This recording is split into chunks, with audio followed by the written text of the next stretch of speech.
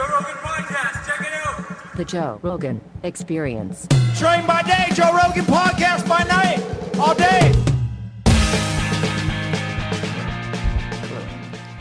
Good to see you again. Hi, Joe. What's happening? Thanks for having me back. A lot's happening. My pleasure. I've heard a lot about your book.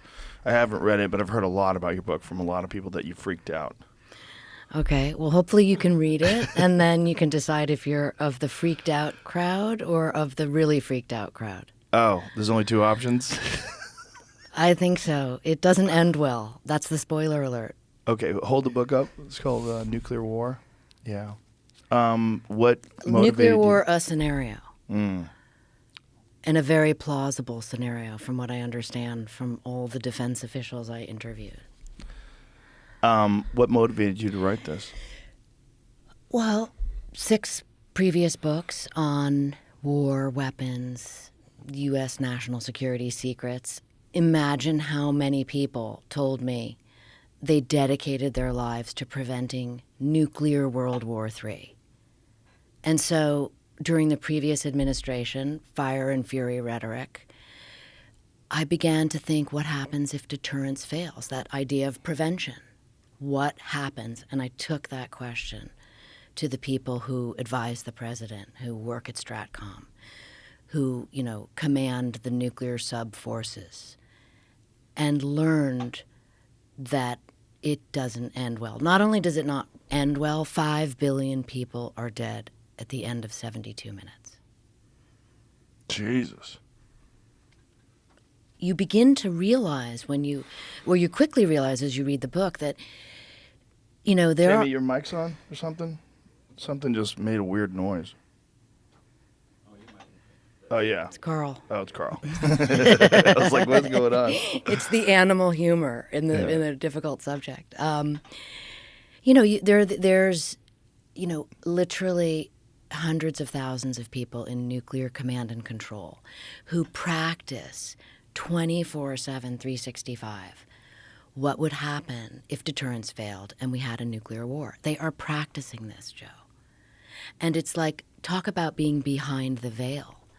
No one knows it. It's why I think the response to this book, it's been out for 3 months, has been so extraordinary. And from both sides of the aisle. Because people now are beginning to realize if nuclear war begins, it doesn't end until there is a nuclear holocaust. And it happens so fast. There is no quickly going to your secret bunker you have. Yeah, all that's nonsense. These people think like Zuckerberg is building a bunker in Hawaii. He's going to survive. He's building a hurricane shelter. Yeah. And also, even that might work. Unless he happened to be there in the exact moment when all of this went down. Yeah, you'd have to know in advance that we're about to launch. The whole thing is terrifying. It's also, I don't see a way that it, like, if you think about the timeline between 1945 and today, it's kind of extraordinary that no one has launched a nuke. But it almost seems like a matter of time. Like, it'll be a blip in history. Like, we look at it now, because of mutually assured self-destruction or mutually assured destruction, that's what's prevented people from using nuclear weapons. Like, when? Now? Until now? Like, what is 80 years in terms of human history? It's nothing. It's a tiny little blink. It's a little nothing. And it could go sideways at any moment, and then we're back to the cave era. We are hunter-gatherers again, in the words of Carl Sagan, who is the author of Nuclear Winter. But I think what's also crazy, to your point about 1945, is like when this was all set up, when the nuclear arsenals were beginning, and I take the reader through it really quickly because I want them to just get to what happens at nuclear launch. I mean, the book is really about nuclear launch to nuclear winter. But the buildup is fascinating because, first of all, it happened so incredibly fast. And it happened under incredibly secret classified terms. So there was no, outside opinion. And originally, nuclear war was set up to be fought and won, which itself is absurd. And we know that now. So the rules of the game have fundamentally changed. And yet the systems are all the same. that's what's, I think, the most dangerous component of today versus, let's say, 1952 when the thermonuclears began. And when you say the systems are the same, what do you mean exactly? So the system of nuclear war, this idea that, let's start with some basic facts. There's a nuclear triad. You know what that, okay, so triad, really simple, 3. So we have missile silos. They're called ICBMs inside of them, 400 of them. Then we have nuclear-powered nuclear submarines that launch nuclear missiles. There are 14 of them. Then we have the bomber force, 66 nuclear-capable bombers, triad. The president chooses what elements of that triad he's going to use when he launches a counterattack if we ever are attacked. That system essentially exists. That was what was being developed in the 50s. The only difference was, in the old days, it was, we're going to actually use these and fight and win a nuclear war. And now it's, we're going to have these all sitting around ready to launch. We have 1,770 nuclear weapons on ready for launch status. Joe, they can be launched, some of them in 60 seconds. Jesus. And they're all pointed? Do they need a coordinate? Do they need, or are they all like aimed at a specific area already? Important question. They're technically targeted to sea, out at sea. So they don't have a specific target. But when the command goes... So is that if they accidentally go off? To the sea? Jesus Christ. Imagine you're out there on a sailboat. Just enjoying your time. And what a beautiful place to be in the middle of the ocean. And you see...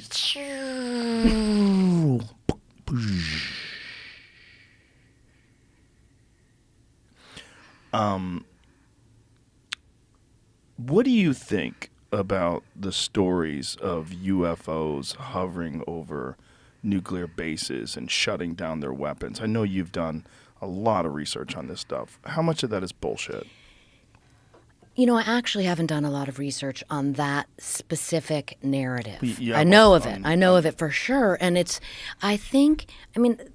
I always approach the UFO phenomena with, or I try to at least, with like the eye of, or the point of view of Carl Jung.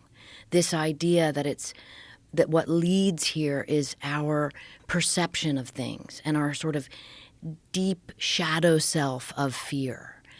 And once the nuclear weapon was invented, our grandparents had to confront this fundamental new reality that just simply didn't exist before. And then that's with the atomic weapons. And then in the 50s, once thermonuclear weapons were invented, and the thermonuclear weapon is essentially a thermonuclear weapon is so powerful, it uses an atomic bomb like from Hiroshima as its triggering mechanism. Jesus. And so the order of magnitude of destruction of in an instant, according to Carl Jung, who looked at the UFO phenomena and the nuclear weapons phenomena hand in hand. Encourage anyone to read his stuff about it, because he has a much sort of, bird's eye view of it all about why that's so terrifying to people. So the narratives, to my eye, the narratives of alien ships hovering over nuclear bases, I've never spoken to a first-hand witness who experienced that, but I would see that in terms of the narrative of Carl Jung. So Carl Jung's perception was that he believed that it was essentially people perceiving these things or hallucinating these things, and it was like almost like a mass hallucination. Part of the. I don't know if he went that far. I think he left a lot more open to interpretation. I think my read of his analogy was more like the way that hundreds of years ago or thousands of years ago when Christianity was first being developed, people saw existential threats as part of the narrative of God. So my read of Carl Jung is that he's saying now in the mechanized modern world, the existential threats, the sort of damnation, is tied to machines, which is tied to, is easily tied to little machines or big machines from outer space. That was his take on it, which I think is interesting. It's interesting, but also Jung wrote this when? 60s? Yeah. Yeah. So I think we know a lot more now than we knew then. I mean, this, like, the reason why I'm bringing this up is, like, the people that have hope, one of the hopes is that aliens are observing us, and they're going to wait until we are about to do something really stupid, and then they're going to come down and shut everything down. That is an interesting narrative too, and that sort of. But again, that's a bit, to my eye, like the Deus ex machina idea, that God would intervene and save the faithful, or rather those. In this situation, it might be that he's going to save those people that are paying attention. Well, just save the human race from its folly. What is Carl doing, bro? Get away from me and go to You can't let that I think little Carl fucker likes roll my around. shoes. Oh, yeah, he likes to play. Carl didn't get enough exercise this morning. Marshall wasn't here. He's not worn out yet. So the Jung thing is interesting, but, like, we know more now. We know more now about possible other dimensions that we can access. We know more now about planets in the Goldilocks zone. We know more now about all of these whistleblowers that have come out and talked about crashed retrievement programs where they're back engineering these things and trying to understand what these things are. And Diana Pasolka's work, where she's talking about how they're essentially donations, and that these crafts are donations, that people are being given these things so that they could see this extraordinary technology and try to figure out how to make it. But that's one of the only ways that I see. Like, if we did get to a point that we launched nuclear weapons at each other, everything is over so fast. And if I was an alien species, an intelligent species from somewhere else, and I recognize that this is a real possibility and that the Earth has all these different forms of life other than human beings that are going to get destroyed as well. It's going to wipe out who knows how many different species. I mean, it's going to kill everything.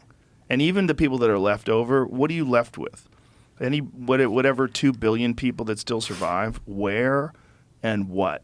What do you have left? What is the environment like? Like, how polluted is everything? What kind of mutations are going to come from their offspring? I get into that in the end of the book. So I write the book in essentially 3 acts, like the first 24 minutes, the next 24 minutes, the last 24 minutes, and then nuclear winter. So nuclear winter is very well described by a fellow called Professor Brian Toon, who I interview in the book. He was one of the original 5 authors of, do you remember the nuclear winter theory of our sort of high school years? Yes. Right? So that was, Carl Sagan was the lead author on the paper. Toon was the young student. And he's dedicated decades to looking at nuclear winter now. Originally, it was very paw-pawed by the Defense Department. It was said, this is Soviet propaganda. This is never going to happen. And the computer systems and climate modeling have changed to the degree where we can see not only is nuclear winter what was thought in the 80s, it's actually much worse. So whereby originally they thought there would be a year of ice sheets across large bodies of water from Iowa to Ukraine, across the mid-latitudes of the globe.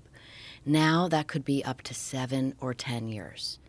So think about that much frozen land for that long. You have the death of agriculture. You have like you are talking about. You have the complete disruption of the ability for people to grow food and eat food.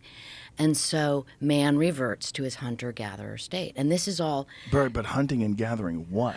That's well, the exactly. real problem. Well, exactly. And also you have, man has to go underground. I take you through what this is like in detail because it's so bizarre to think about that you have a man-made problem, nuclear weapons, and yet people are not paying attention to the fact that whatever is created by man essentially would theoretically have a man-made solution. Like there is a solution to the nuclear weapons threat. It's not, although the results of a nuclear war would be very much like an asteroid striking the United States or the world anywhere. There's a solution to nuclear war. There's a solution called disarmament. We have a total of 12,200 and some odd nuclear weapons. And is the concern that if we did that, other countries would not do that and we would be defenseless? Absolutely. But, things happen in sort of inches and feet. They don't have to happen overnight. Once upon a time, there were 70,000 nuclear warheads in 1986. Oh, so we're making progress. We were making progress until this past year. And these treaties are all, at risk, and people are just very busy seeing everybody else as the enemy. This past year specifically because of what? Well, Putin's saying he's not going to be involved in the treaty anymore.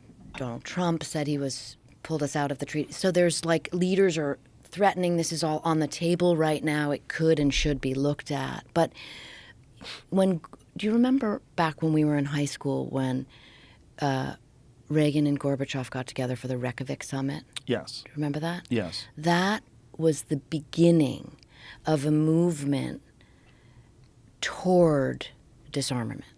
That was the beginning of this idea of, wait a minute, 70,000 nuclear weapons is just an accident waiting to happen. And so we are at 12,500 today because of that. And we should also say that there have been some very close calls. The Secretary General said last year or something, we are one misunderstanding, one miscommunication away from nuclear annihilation. He's not kidding. There was this one incident where the Soviet Union thought that we were attacking them, and there was one guy who resisted launching a counterstrike, and that one guy prevented nuclear annihilation. One guy said, I think this is an error. This doesn't make sense. I'm not doing this. And that one guy saved us.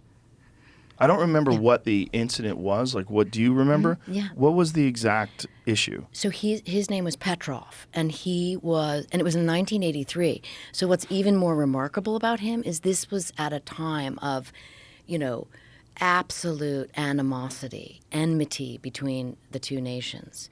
It was a really precarious time in the world. And Petrov was in a early warning radar system, outside of Moscow, that reads data of possible incoming nuclear missiles. And he saw what the radar screen, the radar scope was reading as 5 ICBMs coming from Wyoming. 5. He knew that we would send 1,000 missiles if we were going to launch.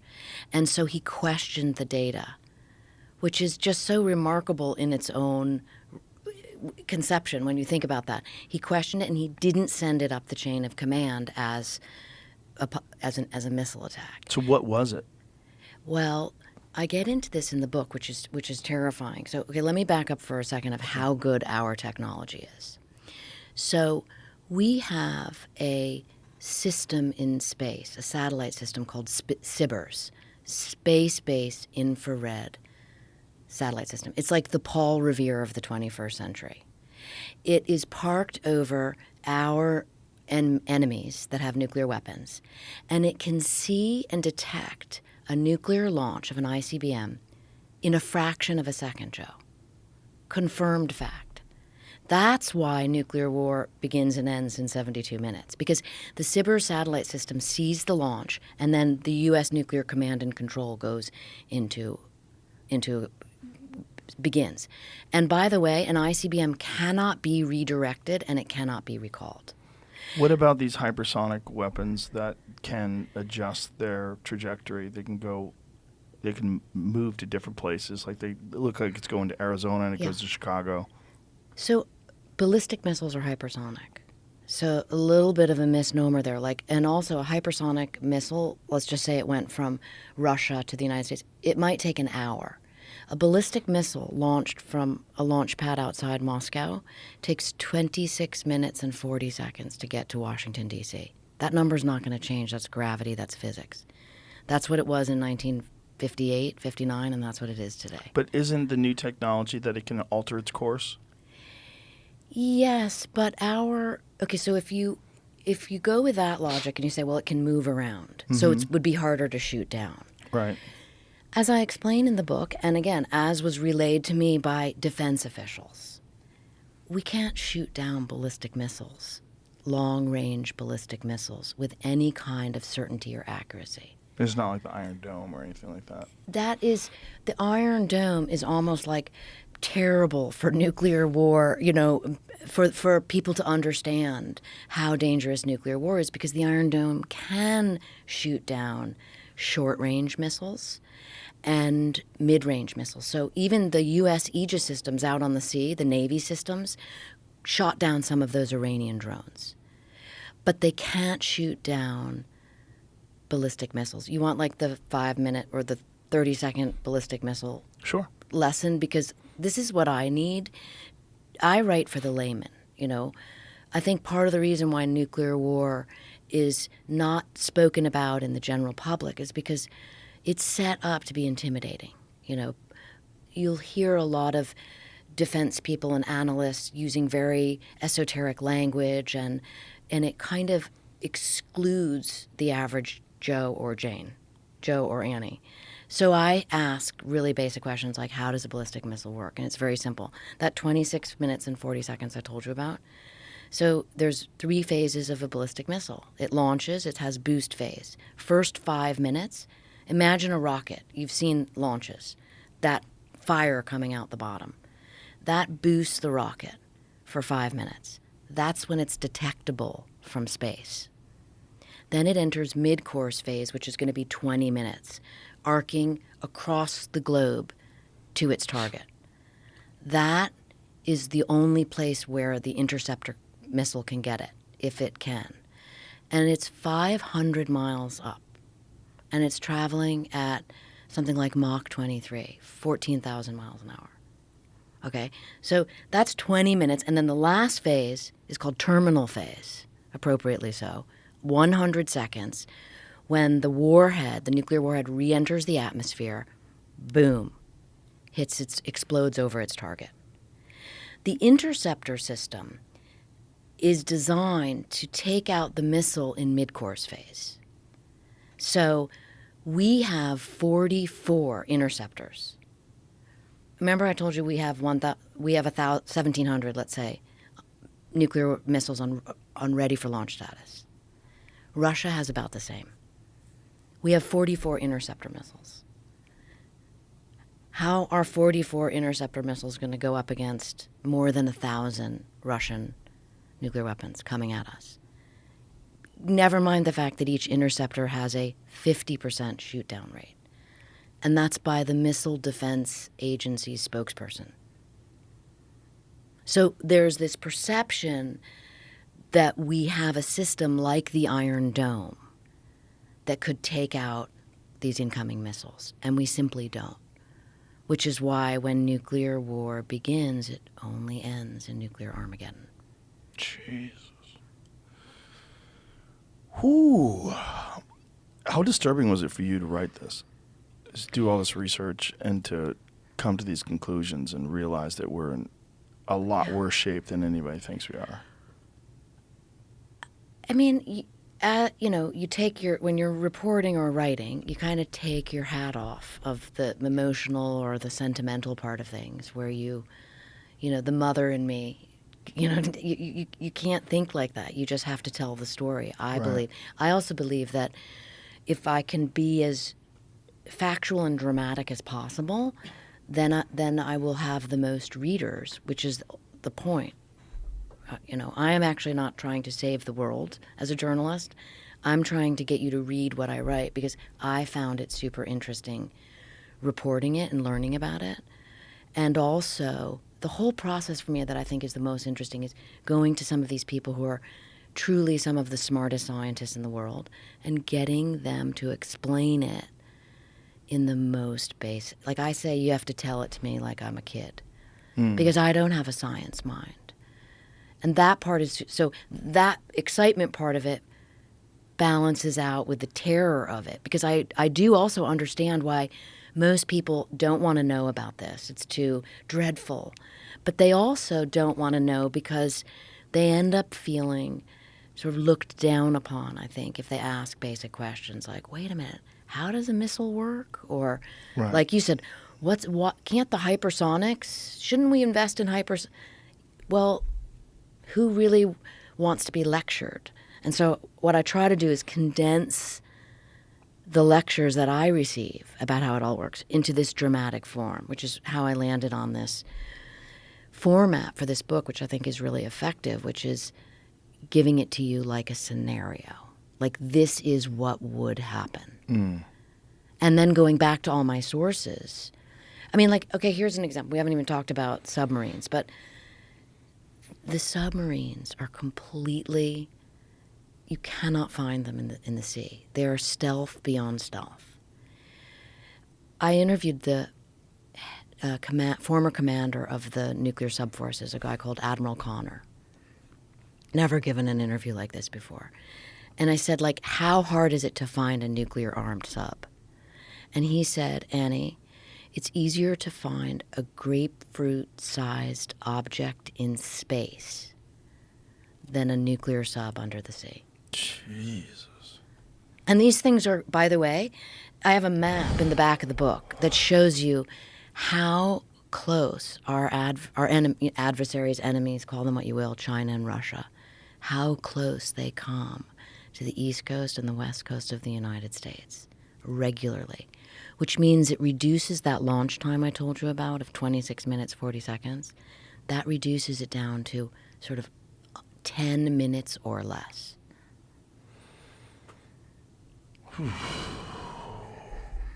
What did you think when you saw the Soviet subs that were outside of Cuba? I thought, wow.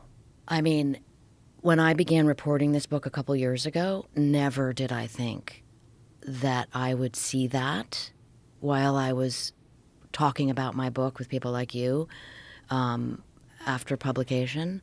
Never, but in the same manner, I never thought I would hear the president of Russia threatening to use a nuclear weapon. I mean, he said he's not kidding that he might use WMD. That was his paraphrased quote.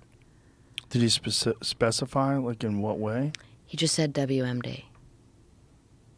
Against America. Yeah. Well, you know, having to do with intervention in Ukraine. Yeah. I'm sure you saw the drones that blew up on a beach, the bombs that were launched that killed civilians in Russia. They were U.S. You didn't see this? Was this like recently, yesterday? No, I did not. Jamie, see if you can find that.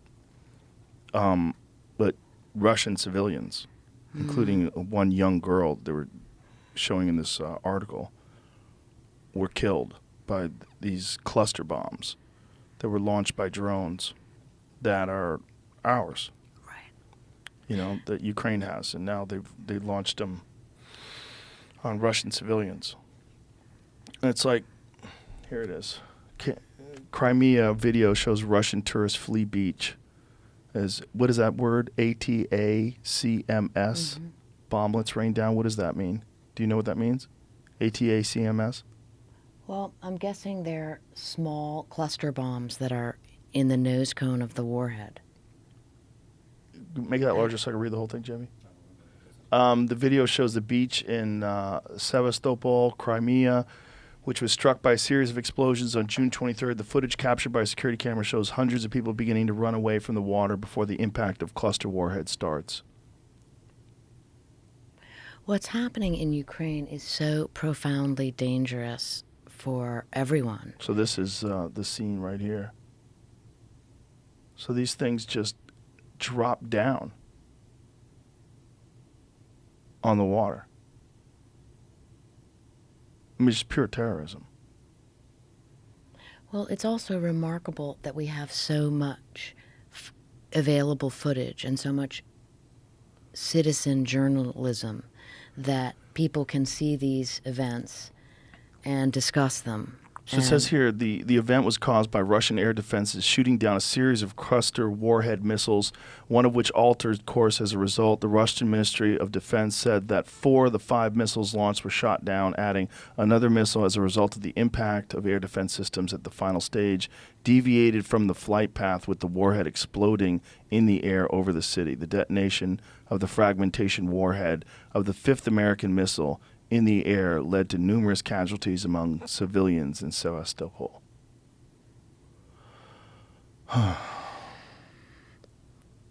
What was? Do we know what this was about? Where they were launching them towards? I don't know. I'm not following the ground war in Ukraine right now, as with my focus on this. But what I do know is that the ratcheting up of the rhetoric and the use of third-party weapon systems is complicating an already incredibly volatile situation. This says a spokesperson for the U.S. State Department denied the accusations, saying that the claims were ridiculous and hyperbolic. The U.S. supplies weapons to Ukraine in the ongoing war with Russia and recognizes Crimea as a part of Ukraine despite Russia's annexation. Ukraine has previously outlined plans to use long-range weapons supplied by America in Crimea, specifically to target infrastructure supporting the Russian invasion. Oof. This is just terrifying stuff. It's terrifying because it can all be happening while you're just going about your business, walking your dog. You have no idea that the entire world is in grave danger. You mean if things suddenly go nuclear? Yeah. Well, even just like these escalations. Well, I think the big picture that frightens me most is that when we see the president of Russia going to the president of North Korea, our 2 air quotes arch enemies right now, having a new alliance. And then I consider that the current president of the United States hasn't spoken to the president of Russia in 2 years. And I think back to that time in history, what's known as the Reagan Reversal, where Reagan went from this incredible hawk to learning about nuclear weapons in, of all things, an ABC television movie called The Day After, having the crap scared out of him, and then realizing, this is the President of the United States, realizing we cannot continue on this path. It is too dangerous. And that is why Reagan reached out to Gorbachev, and that's why we have the Reykjavik Summit. It was called the Reagan Reversal. So in other words, my point is, Reagan, who, the axis of evil speech, like this idea of seeing your enemy as the arch evil villain, had to change for him when he understood nuclear war by seeing a film. And so when I look to today and I consider that the current president isn't speaking to the president of Russia, it doesn't make any sense to someone like me. That's probably why I wrote this book. Like, please understand this. And one has to imagine that the current president, with all his decades in office, understands all of this. And so I don't fundamentally understand why there is no communication. It is way too dangerous. Hence what you just showed us, the facts will come in of whose weapon systems those are. But either way, the perception, to your point, the fact that a misperception could ignite nuclear war, could ignite that situation that is unreversible, that should be astonishing to all of us. It's terrifying. Well, it's terrifying, but the one hopeful part of it would be, again, going back to the Reagan Reversal, by the way, is the only glimmer of hope I ever found in all of this. Don't you think, though, that politics in general, and certainly world leadership, especially United States leadership, is much more compromised today than it was then?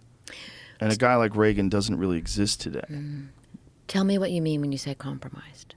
I mean, the military defense contractors are making so much money, and they want to continue making so much money, and they have great influence over the politicians and over policy and over what gets done. And this money that they don't want to stop making is completely dependent upon the continuing to build, continuing to sell, continuing to have these weapons and future systems and more advanced systems and better systems. And there's so much money and momentum behind this that I don't know if there's a Reagan available now. I don't know if that's an option. If there's a person that can have some sense, that can say that we are on a path to self-destruction and we need to stop and we need to reverse this path. You know, you're going to have people in the military, in the Defense Department, that are being influenced by these contractors. That was like, listen, there's plenty of places we can move things around and get things done. And don't you know about these guys? These guys are bad guys. We need to get over there. We need to do something about this. We need to do something about that. And this escalation is motivated by the fact that they're making fucking ungodly amounts of money by making and selling these weapons. And this is a massive part of our economy. It's a massive part of the structure that runs the government itself. Absolutely. So then you have to ask yourself, what is also going to happen now that these big contracting organizations, Boeing, Raytheon, Lockheed, are now being threatened by Silicon Valley, by the new defense contractors that are coming into the pipeline, that are threatening their contracts because they can do it faster and cheaper. And so I fear that you will see even more of that entrenchment that you're talking about, even more of the bureaucracy churning out more weapons and under the guise of because they'll defense. have to ramp it up. Yeah, because there's a competition, so which is that double-edged sword, because competition is what makes America great. Right. I believe in that true, Yeah. But I do also think what's interesting is, like, someone I interviewed here in the book was Leon Panetta.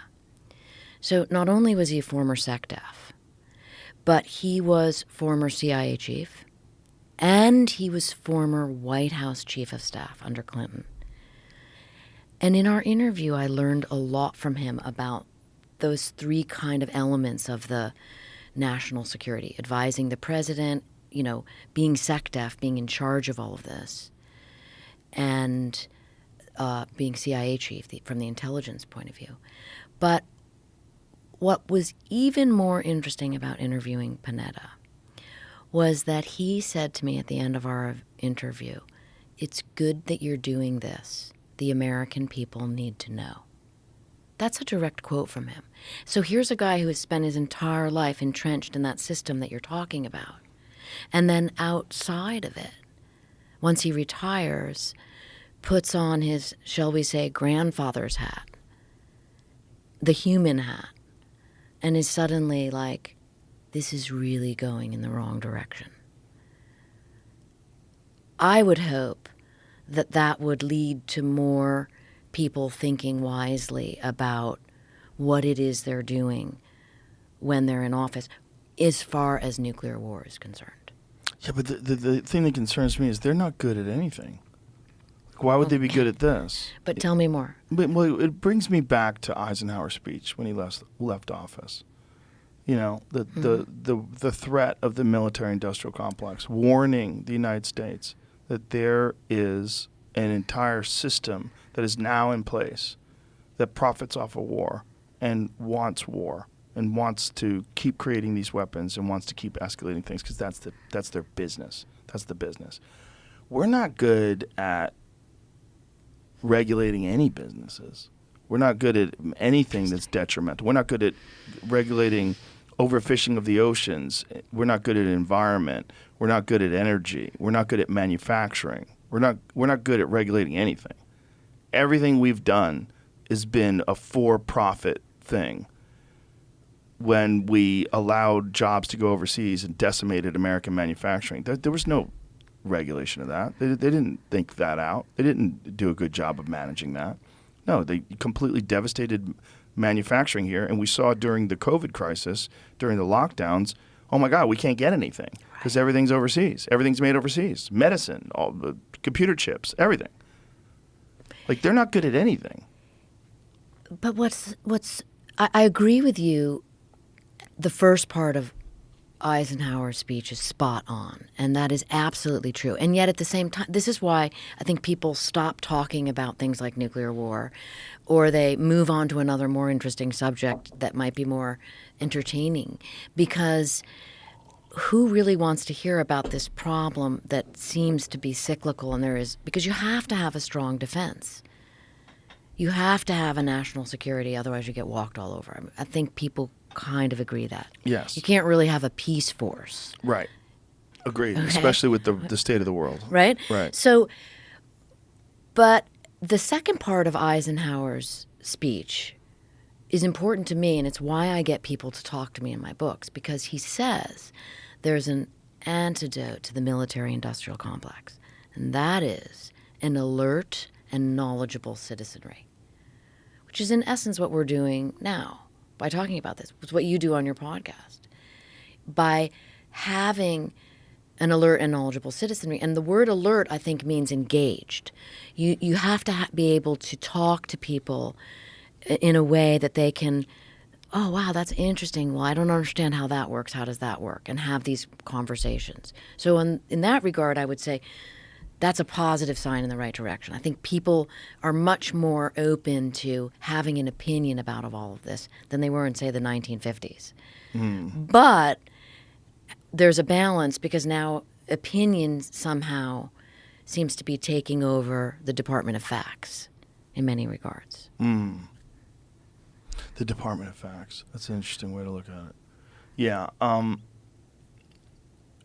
It just doesn't seem like the general public is completely aware of how dangerous these threats are and how close we are inching towards it. Like, even the nuclear subs off the coast of Cuba was barely a blip in the news cycle.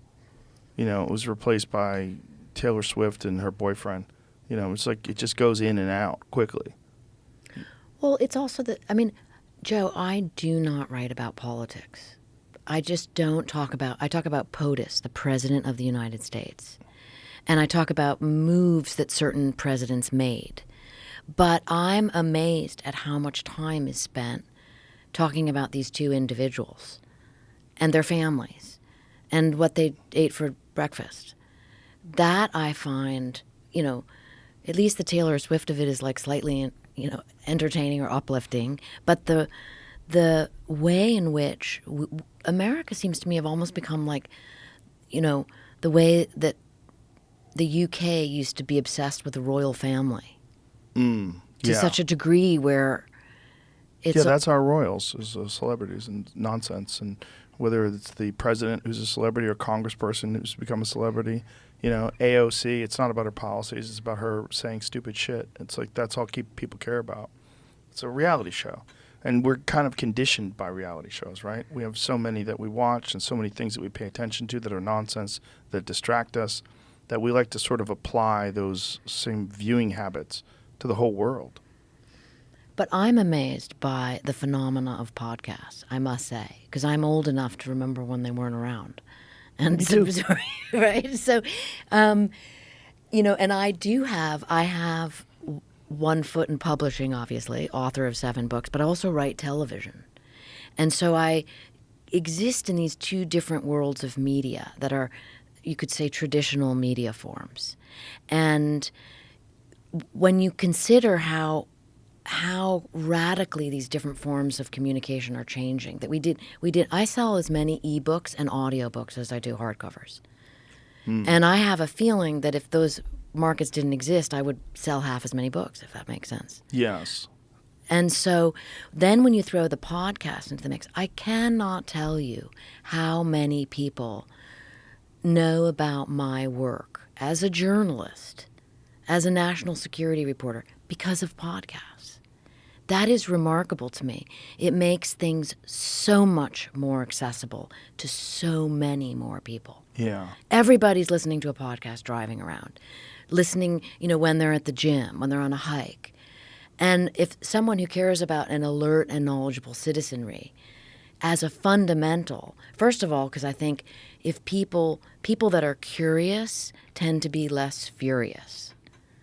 If you can get your curiosity satiated, you don't become so angry.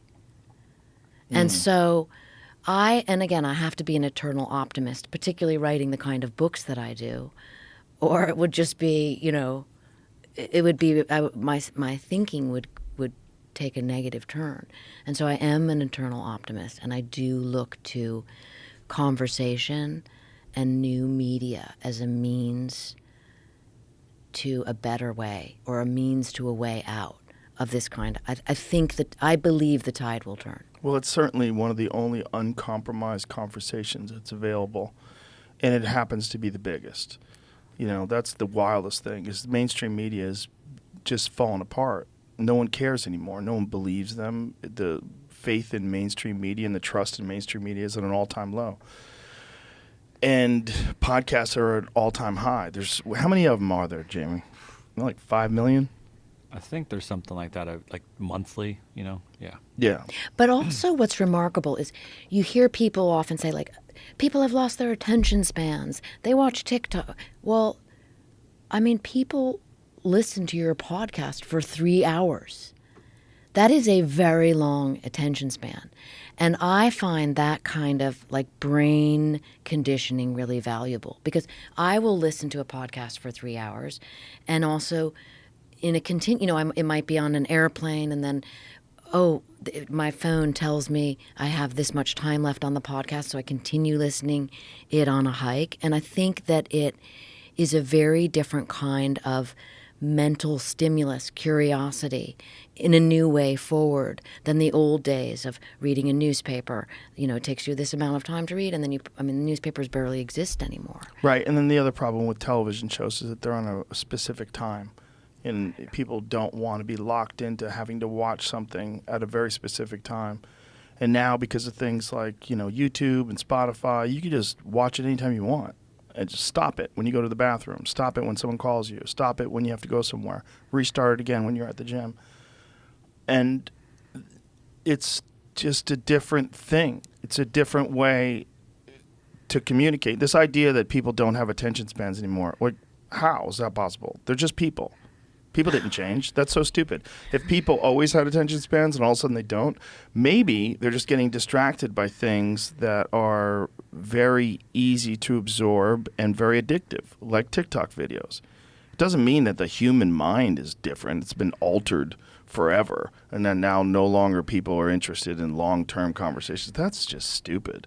I've rejected that from the beginning. Like, one of the first things of this podcast is, even my good friends were telling me, like, you have to edit it. I'm like, I'm not editing shit. Like, you have to make it shorter. Like, why? No one's going to listen to something for 3 hours. Then don't listen. That was my take. I was like, I don't care. I listen to things. I've always listened to, like, lectures and old Alan Watts speeches. Like, I listen to things. Who's Alan Watts? Alan Watts is, I guess you could call him a psychedelic philosopher. Very fascinating Englishman who said some very wise things, but just a brilliant person, very interested in Buddhism, and just a very, very wise person who still today people will send me clips of things that he said and quotes of things that he said. But I've always listened to fascinating people have conversations. Terence McKenna, I listened to a lot of his speeches and a lot of the different lectures that he gave. I don't think people have changed. I think that's nonsense. I get hooked on YouTube Reels or Instagram Reels. I get hooked on them. I'll be sitting there. If I have nothing to do, I'll be like, what is that? Why is he doing that? What's that? Oh, look at that guy. It's just a part of being a human being. We're easily distracted. It doesn't mean we don't have an attention span anymore. That's stupid. That's ridiculous. There's still people that are graduating from universities with PhDs. There's still people right now that are in the residency in medical school. There's still people that are learning how to engineer fighter jets. Like, there's people that have attention. This is nonsense. The idea that human beings have radically changed because of this one medium that's addictive is just so stupid. Well, I also think there's something to be said as an individual when you can see, when you start to be a little bit conscious of your own habits in viewing and thinking and reading and information. So you get absorbed in the TikTok, and then you get to say to yourself, like, what am I doing? I want to actually change this habit. Right. And we all benefit from seeing how easy it is to develop a habit. Yes. And how hard it is to sort of move yourself away from a habit as you become entrenched in it. And so I think there's complete value in that. People suddenly realize, I got to stop watching TikTok videos and I got to go to the gym, which is another, Right, but that's age. a difficult sort of an adjustment, and most people don't like difficult things. So if you get 100 people addicted to TikTok, what number out of those 100 people are going to go, you know what, I'm going to change my life? It's probably like 3 or 4. And those people are extraordinary. And you hear about them and you get inspired by them. Like, wow, you got a flip phone? That's crazy, Bob. Why'd you do that? Like, you know what? I realized my mind was getting taken up by these things, and now I have my mind back. I like it. People want to call me, they can call me. But I'm not watching things and reading things and absorbing things. But then there's the argument like, okay, but now you're out of the cultural conversation. Like I have friends that have flip phones, and I'll try to ask them, did you see this new thing about the new quantum computer that's like 100 billion times better or 100 million times better than the last one they released in 2019? And they're like, no, what? So they're missing some things too. So the key is like mitigation. Like you have to figure out like how much information makes you anxious. And how much information where you just sit there and you scroll and you waste your time, and then you're like, what did I do with my life? I'm wasting hours. And then you look at your screen time at the end of the day, it's 6 hours. Like, what? 6 hours of looking at my phone? Is that real? So you have to do that, but then also you don't want to miss out on things. So you do want to kind of be informed, and part of my job is to be informed. I can't be the guy who people have to tell things about because I don't know anything. Like, what? What's going on? Crimea? Where's that? I can't. Like, so I have to have some involvement. I have to have some input where I'm getting input from social media and from all these different things. As a comedian, I have to know the temperature of the country. I have to know like what to make fun of, like what's ridiculous, what people are accepting that doesn't make any sense. You just have to know like when you're getting sucked into the point where it's becoming detrimental. And I think that's where people struggle. People really struggle with that, like figuring out how much, like you can eat a cookie. Nothing wrong with eating a cookie, but you shouldn't eat a whole bag of cookies. You shouldn't eat cookies every day. That's not good. But if you have dinner and you want to get dessert, yeah, I'll get a piece of tiramisu. Okay, you're going to be fine. You're going to be fine. You eat tiramisu every day, you're going to die. And that's what social media is. It's dessert. It's candy. It's things that are kind of fun up to a point. But you just got to know what that point is and how to manage your own attention span, and just also have sovereignty over your mind. You have to control your mind. You have to be able, like if your mind starts getting anxious, okay, I know we're getting weird. It's time to work out. Okay, I know maybe we should meditate. Maybe we should do this. Maybe we should do that. Don't just keep scrolling. You got to know when. But most people don't have that kind of self-control and discipline. They don't have to. All most people have to do is when the alarm goes off, get up, wash yourself, brush your teeth, eat something, go to work. Do whatever minimal amount you have to do to keep that job.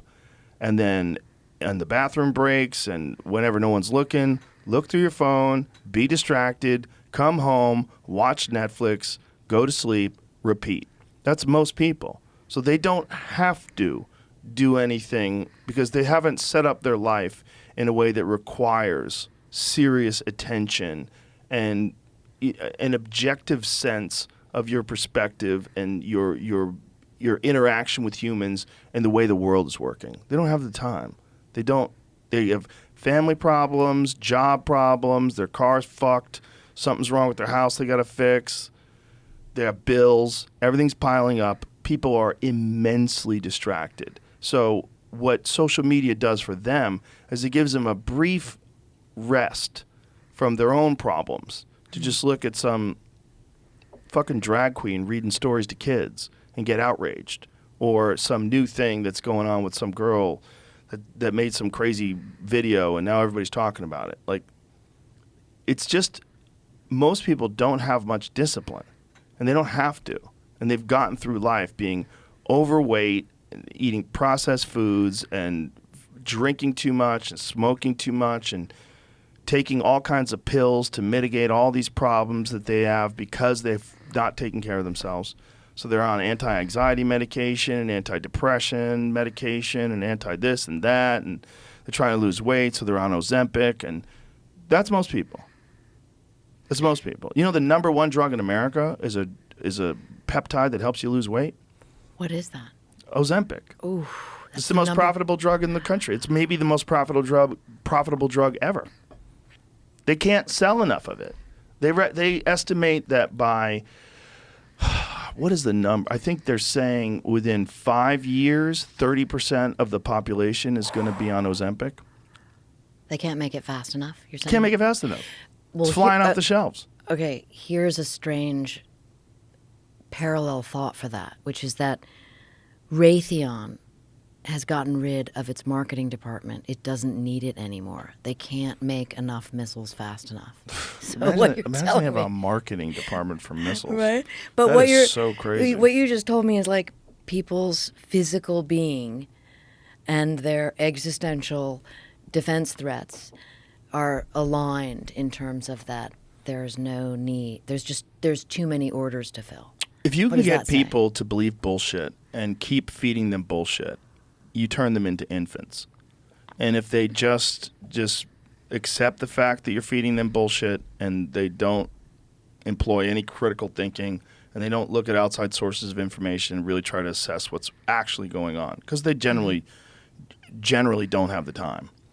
Interesting. You create a nation of infants, and there's a lot of us in this country that exist almost like children that are hoping daddy's going to take care of everything.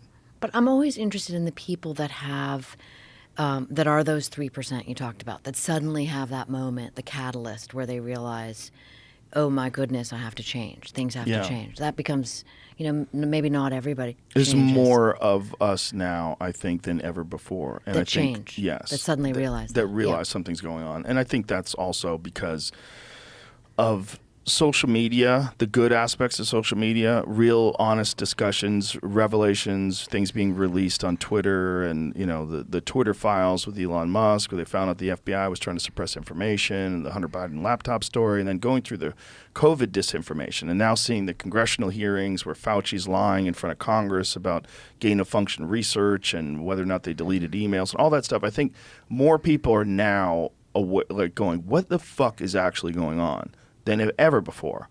I think there was always people, like during the Vietnam War, there's always people that distrusted the government and didn't want, but they didn't have the kind of access to information that we have today. Yeah. I mean, I'm interested in the individual stories of people who change always, because I think that it's too, I don't want to say depressing for me, but it's too, like, if I think of America as this big giant situation with problems, it becomes overwhelming. I just try to focus on people's really interesting, cool stories. I'll tell you one that comes to mind with the guy who was my Uber driver the other day. And we're chatting away, and he tells me that he used to be like 350 pounds. And he was like this thin dude. And he was talking to me about driving an Uber at night so he could save money for one of his kids to go to college. And I was like, wow, how did you suddenly lose weight? And he told me that he was a security guard at a military base. And, he said I was giant. And the dudes in the military were totally fit. And one of them said to me one time, dude, you got to lose some weight. And I listened to him, and he let me go into the military gym. Wow. One guy. One guy. Sometimes you just need to hear it. Be that guy. Yeah. Be that guy. But that, to our point of like, well, if you're not allowed to say, like, dude, you're overweight, or he did, essentially, like, by saying, dude, you should come to the gym, the subtext there is, dude, you're overweight. Yeah. Like you're, unhealthily overweight. That's that fine line of stuff I find really interesting, is talking about things that make people uncomfortable. I don't think that should be so taboo. No, it shouldn't be. I think you should be able to be honest, assertive, and direct. Especially if you can do it and be kind. You know, just telling someone they need to lose weight doesn't mean you're mean. And this whole body positivity thing is not good for anybody. It's not good for anybody. There's no one who benefits from that. You benefit in the short term where you don't feel as bad about the fact that you're obese. But you know you're obese. Everyone knows you're obese. You're just not dealing with this very obvious problem. When someone says you need to lose weight, I was watching this TikTok video where there was this lady who was upset because she was going to her doctor. And she has all these autoimmune problems, and she was morbidly obese, like giant. And she said that the doctor started body shaming her, and she was so upset that she felt uncomfortable that the doctor was telling her that she needed to do something about her weight loss and recommended perhaps bariatric surgery or Ozempic or any of these things. And this person was talking about this as like what a betrayal that their healthcare provider was calling them obese and that they did not feel safe with them anymore. And the comments were interesting because almost everyone in the comments was like, that fucking person is trying to save your life. Interesting. Like, you have all these autoimmune issues. Well, guess why? Guess why? You're 500 pounds. Like, you shouldn't be 500 pounds. That's not a normal weight for a person, especially a woman who's like 5'8". This is crazy. Like, what you're doing is crazy. And for you to be upset that your doctor is telling you you're doing something crazy. It's like a person coming into the doctor's office, getting screened for lung cancer with 3 cigarettes lit in their mouth. That's what it's like. It's like, hey, what do you think is causing this lung cancer? Do you think maybe it's this fucking poison that you're sucking on every day? Like, yeah, that's probably it, right? Yeah, well, that's the same thing. You're just doing, it's a slower poison, but it's a very obvious poison. Like, you're consuming poison. You've got it in your body to the point where it's dying. And she's telling you, this doctor's telling you, hey, you've got to do something about this. And your response is to go on social media and talk about the horrors of being body shamed. There's a great saying that I love, I try to live my life by, and I definitely write about in all my books, which is, you can't fix what you can't face. That's a very good quote. Very good quote. Yeah, that's true. Alternatively, you can fix what you're willing to face. Yes. And that's what's so much about If it's fixable. I think you can fix anything, even if it's just a mental fix or a spiritual fix. Yeah. But are you willing to? But on the technology front, do you ever read James Burke? No. He wrote a lot in the 80s. And he was writing about science and technology. He's a historian of science and technology, and he goes like way back, like bubonic plague. He'll write about of how that changed industry across Europe in these really general, easy to digest, fascinating ways. But in terms of your technology, TikTok is the world going to hell in a handbasket. I think of him because he said that and this is a great analogy I think of with my kids and social media. When the printing press was invented, absolutely all of society thought the world was like going to go to hell in a handbasket. Yeah. Because but before that, the only people who could read really were the priests, and so they kept all this information and they doled it out according to their line of thinking. Mm-hmm. And then the printing press came along, and the hoi polloi could read, or would begin. That began really the birth of mass populations being able to read, which is where we are today. And sometimes I think about James Burke, and I think about that as an analogy to where we are today. That what is going on is just an upheaval, like the printing press, in terms of making a lot more people more literate. Yes. And so maybe it's not even, I used to think of literacy and its true definition is actually reading. And I remember when audiobooks came out, and I read all my own audiobooks, and I originally thought that listening to me read my own book was somehow you wouldn't have the same experience of reading it yourself. And then I realized I was putting my standard. I actually enjoy reading. I like to read. That's the way I'm wired. I can't do math, but I can read. And then now I realize with the amount of people that listen to my audiobooks, listen to your podcast, that maybe is a new 21st century form of literacy. which is really makes my head go in interesting places because language is very different than reading, communicating. But it's all information. Yes. Yeah. And it's digesting the information. And so where I think the social media parts of it are dangerous is it's, like you said, it's too fast, too disparate. You go from one thing to the next thing, and that's Right. the way it's all set up.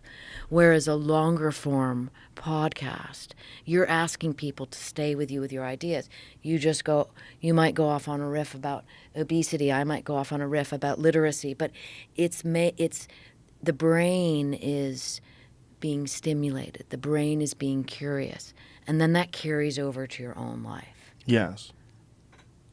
Yeah, I think what's going on also is that this entertainment form, this whether it's podcasts or audiobooks, is something that's being consumed while people are doing other things where they normally would not get this information, like driving, going to the gym, working, doing menial labor, doing things where you can listen to a podcast. That is a new thing. It's a way to be entertained while you're doing other things. And that's a big part of this. And that's a whole area that wasn't addressed before. I mean, it kind of was with talk radio. So people would listen to talk radio in their cars. But nobody listened to talk radio at the gym. Nobody listened to talk radio on an airplane. Now you can download things and consume them anytime you want. And most of the time people are consuming these things while they're being forced to sit in the doctor's waiting room, while they're doing something that ordinarily they would just be bored. Right, and the other argument to that, your friend with the flip phone, I've heard this director, Christopher Nolan, who made the Oppenheimer movie, talk about this, where he says he believes that the experience of sitting in the waiting room is what he wants.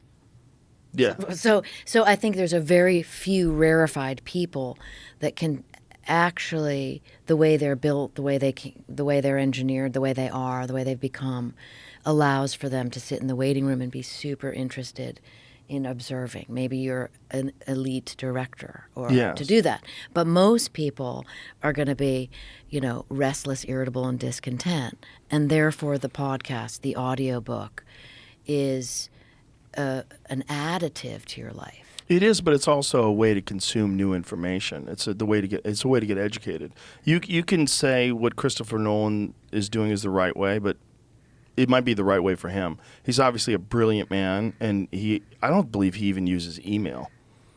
Is that the case? Find out if Christopher Nolan uses email. I'm pretty sure he's one of those guys that's like no phone, no email, nothing, completely disconnected. And I would imagine if you want to be very creative, that's probably a very good strategy. You don't want the stimulus. Yeah. I don't have an email address. I've never used email, no one said. I don't have a smartphone. I will carry a pay-as-you-go dumb phone thing. Yeah. Okay, and that's the quote from him, so that's... One of the reasons why he's probably so good. What does it say his burner phone is inspired by what? The Wire? I'm going to say The Wire. What does it say? I got it. I nailed it. I have a feeling that in the future there's going to be way less of those people. And, there was a lot of people I remember in the day that had no email and they thought it was cool. I don't even have email, man. You can call me. I don't answer. Like my friend Joey would not answer text messages. He'd get mad at you if you send him a text message. Call me. But now he texts me. Everybody texts. I think it's going to be harder and harder to be that guy. But kudos to him. Okay, so I remember when my son Jet is now 19, and he was probably 9. What a cool name for a son, by the way. Jet Jacobsen. I like it. My other son's Sounds like Finley a Jacobsen. fighter pilot. Jet Jacobsen. So he was like maybe 9 years old when the first iPhone came out. And I had one, and he just thought it was so cool. And I will never forget, he said at the dinner table, "Mom, just to be clear, when you were born, they didn't have these iPhones." That's great. Just to be clear. Well, when we were kids, we had a phone that was stuck to the wall with a cord. Remember? Yeah. Well, I mean, try telling your kids about an answering machine. How about dial phones? Okay, are you ready for this trivia? Why? One of the reasons why you could argue that computers became so important to the Defense Department back in 1961 is because during the Cuban Missile Crisis, and this is like, I have seen these documents at the National Archives, JFK was so worried about that exact movement you made with your finger, the dial phone. There was a true red phone that would be used in a nuclear crisis for him to call Nikita Khrushchev. And he became worried that wasted too much time to get through. Right. When the... And so he hired a guy called J.C.R. Licklider to develop computers that could move faster. And at the time, the computers were the size of this room in the Defense Department, and there were these old mainframes. And Licklider he's called the Johnny Appleseed of the Internet. In essence, he's the guy who created the ARPANET, which is now the Internet. And so there's this interesting dual-use technology idea that everything that at the Pentagon, at least, in the defense world, so much of our amazing technology is born out of trying to save the world from existential threat. And I always think that dual-use part of everything is super interesting. Look at lasers. Lasers are arguably perhaps the most important technological defense-born, system of the 20th century. Laser printers, laser surgery, laser eyes. And then you have laser weapons at the Pentagon, so classified I can't even get anywhere near that. Really? They're called directed energy weapons. And how much do you know about them? Because all I see is like conspiracy stuff online, like Antarctica, direct energy weapons. Yeah. Well, I mean, I always think conspiracy is born of secrecy, which would make sense. If someone is constantly telling you you can't know about that, you're going to naturally wonder what the hell's going on that I really can't know. What's so secret? I think that's a good instinct of ours. And Yes. so any time I have been at the Pentagon, or wherever asking about directed energy weapons, it's really They'd stop you. it's a stop. And so to find out more about that, I tracked down. This was when I was reporting the Pentagon's brain a decade ago. I thought to myself, okay, well, if these guys won't talk to me, I'll find out who invented the laser, see if he will. Go to the smartest guy in the room. So Charles Towns, who won the Nobel Prize for inventing the laser, I called him up. What year was that? This was in 2014, I believe. There wasn't lasers before 2014? No. That's when I interviewed him. He invented the laser in I think he won the Nobel Prize in 61 or 62. Okay. And he was 99 years old when I interviewed him, still keeping office hours at Berkeley. Wow. He had his secretary on the line and gave this incredible interview. And I asked him about, his development of the laser. But you might be interested in this. So he is the guy who invented the laser. I mean, when you really think about that. And he told me, I said, well, who do you go to when you're having trouble when you're Charles Towns? And he said, Right. well, I took that particular idea to two colleagues, Einstein and von Neumann. Okay, well, that's interesting. Wow. I said, who said what? And he said, Einstein, this is when Towns was having trouble making it work. And he said that Einstein said, keep trying.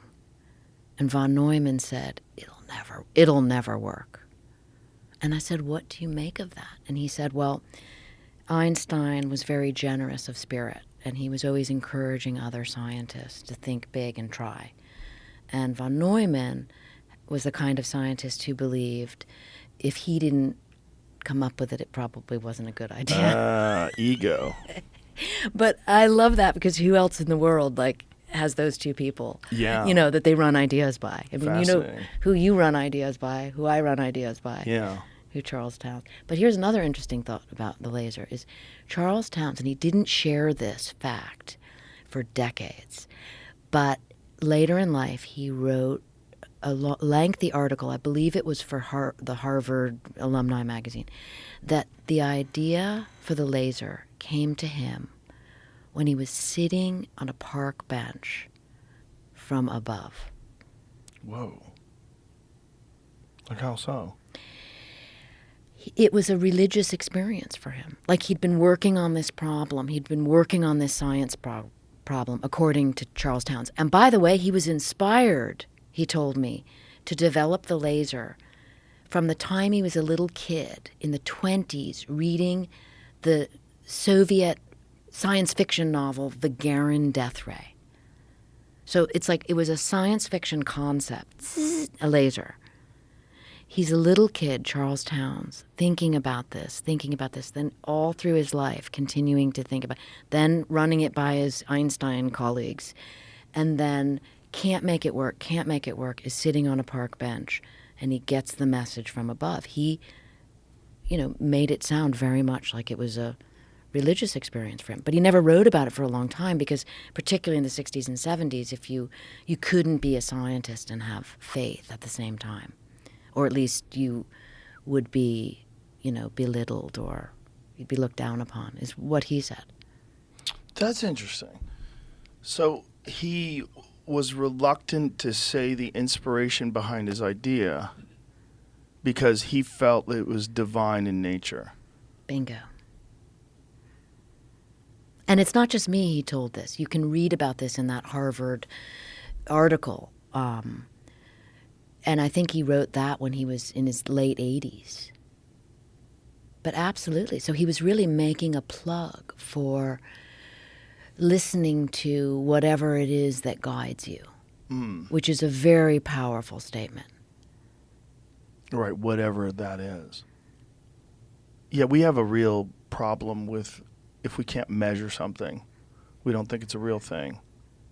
If we don't have the tools to put it on a scale, we don't think it's a real thing. Mm-hmm. But whatever we want to call divine intervention. Mm-hmm. That, when he told me that, it was so fascinating to me. I began to explore if there were other Nobel laureates in particular that shared that belief, and there are. There are a couple of Nobel laureates someone in chemistry, and that believed that their knowledge came from a divine inspiration, like they had a dream type situation. I write about all this in my book Phenomena. Yes.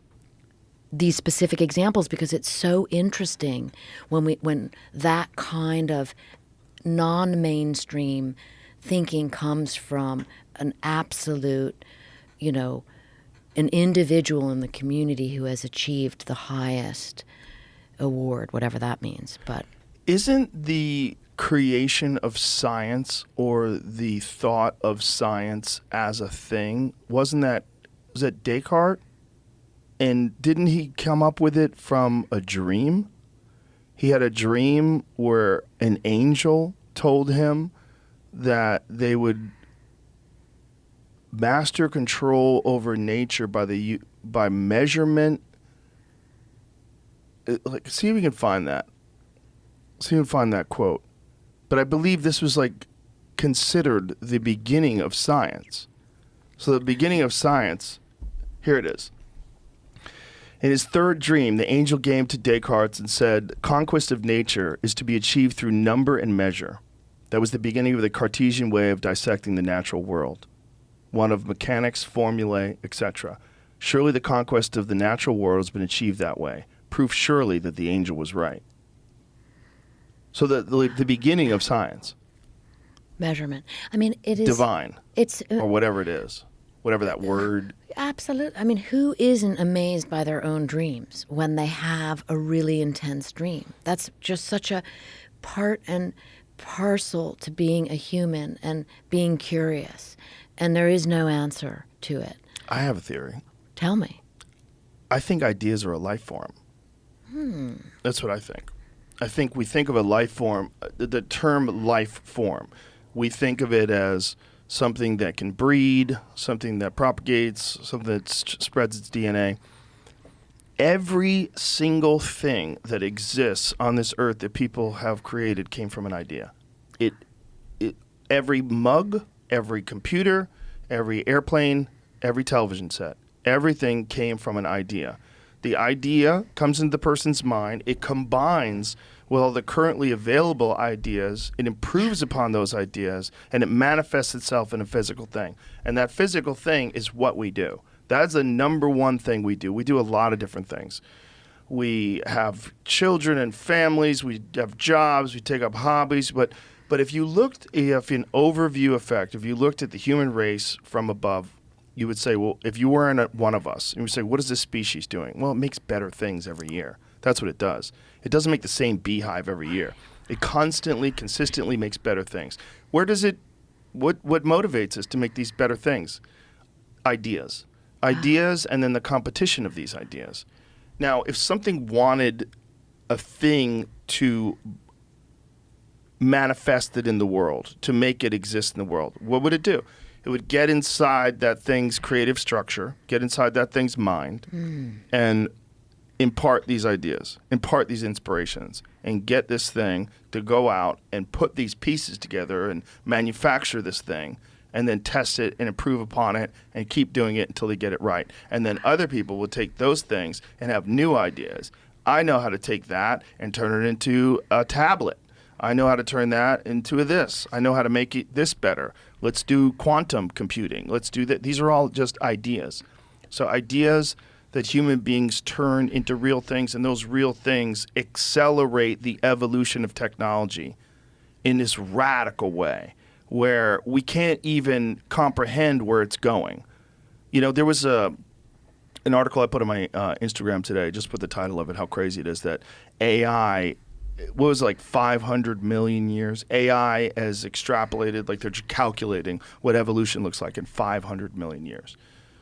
Yeah. Oh, I have seen that. Yeah. So, yes.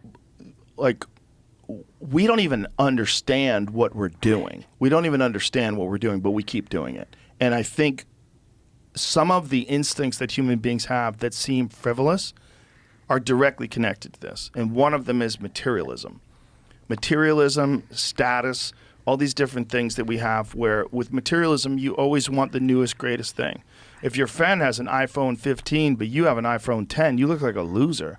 What are you doing with that old, look at that stupid old camera. Oh my God, what are you doing with that? You need the best one. You need the new one. If you have a 2007 car and your friend pulls up in a 2024 car, like, oh, I need the new one. What does the new one do? The new one does all these different things that the old one doesn't do. The new one drives itself. Oh, I gotta get the new one. And so what does that do? It pushes innovation. It promotes innovation. Materialism fuels innovation because we're always buying new stuff. If everybody stopped buying things, if everybody looked at their phone and said, this phone's perfect, I don't need a new phone. I could have that phone forever. You don't need a new iPhone. I can have like that phone forever. They would stop innovating. They would stop making things. It would just stop, and then nothing would get done. But because of materialism, because of this keeping up with the Joneses thing, where everybody wants the latest thing in their driveway to impress their neighbor, you want to pull up to the fucking diner and show all your friends, all that stuff just fuels the creation of new and better things, and we're all part of it. And every year, there's like a thing you didn't know. Like, I just got this phone. Check this out. This phone, I can make a circle on things, and it Googles it instantly. This phone transcribes all of my voice notes and then summarizes them for me. This phone, this Galaxy Summarizes with S24 AI. It has AI in it. It will summarize your notes. Yes. So, like, condense them into a Wikipedia yeah. of you. Wow. Yeah. Wow. It does it with Wow. web pages. This is the Samsung Galaxy S24 Ultra. This is the new one. This thing, it can transcribe your thoughts, but even better, it can translate conversations. You could be speaking Spanish, and I could be speaking English, and it'll have a split screen. So it'll show, like, I'll put the phone down. In almost real yes. time. So on your half of the phone facing you, it would be speaking in Spanish. It would translate my words into Spanish. On my side, it would be translating your Spanish into English.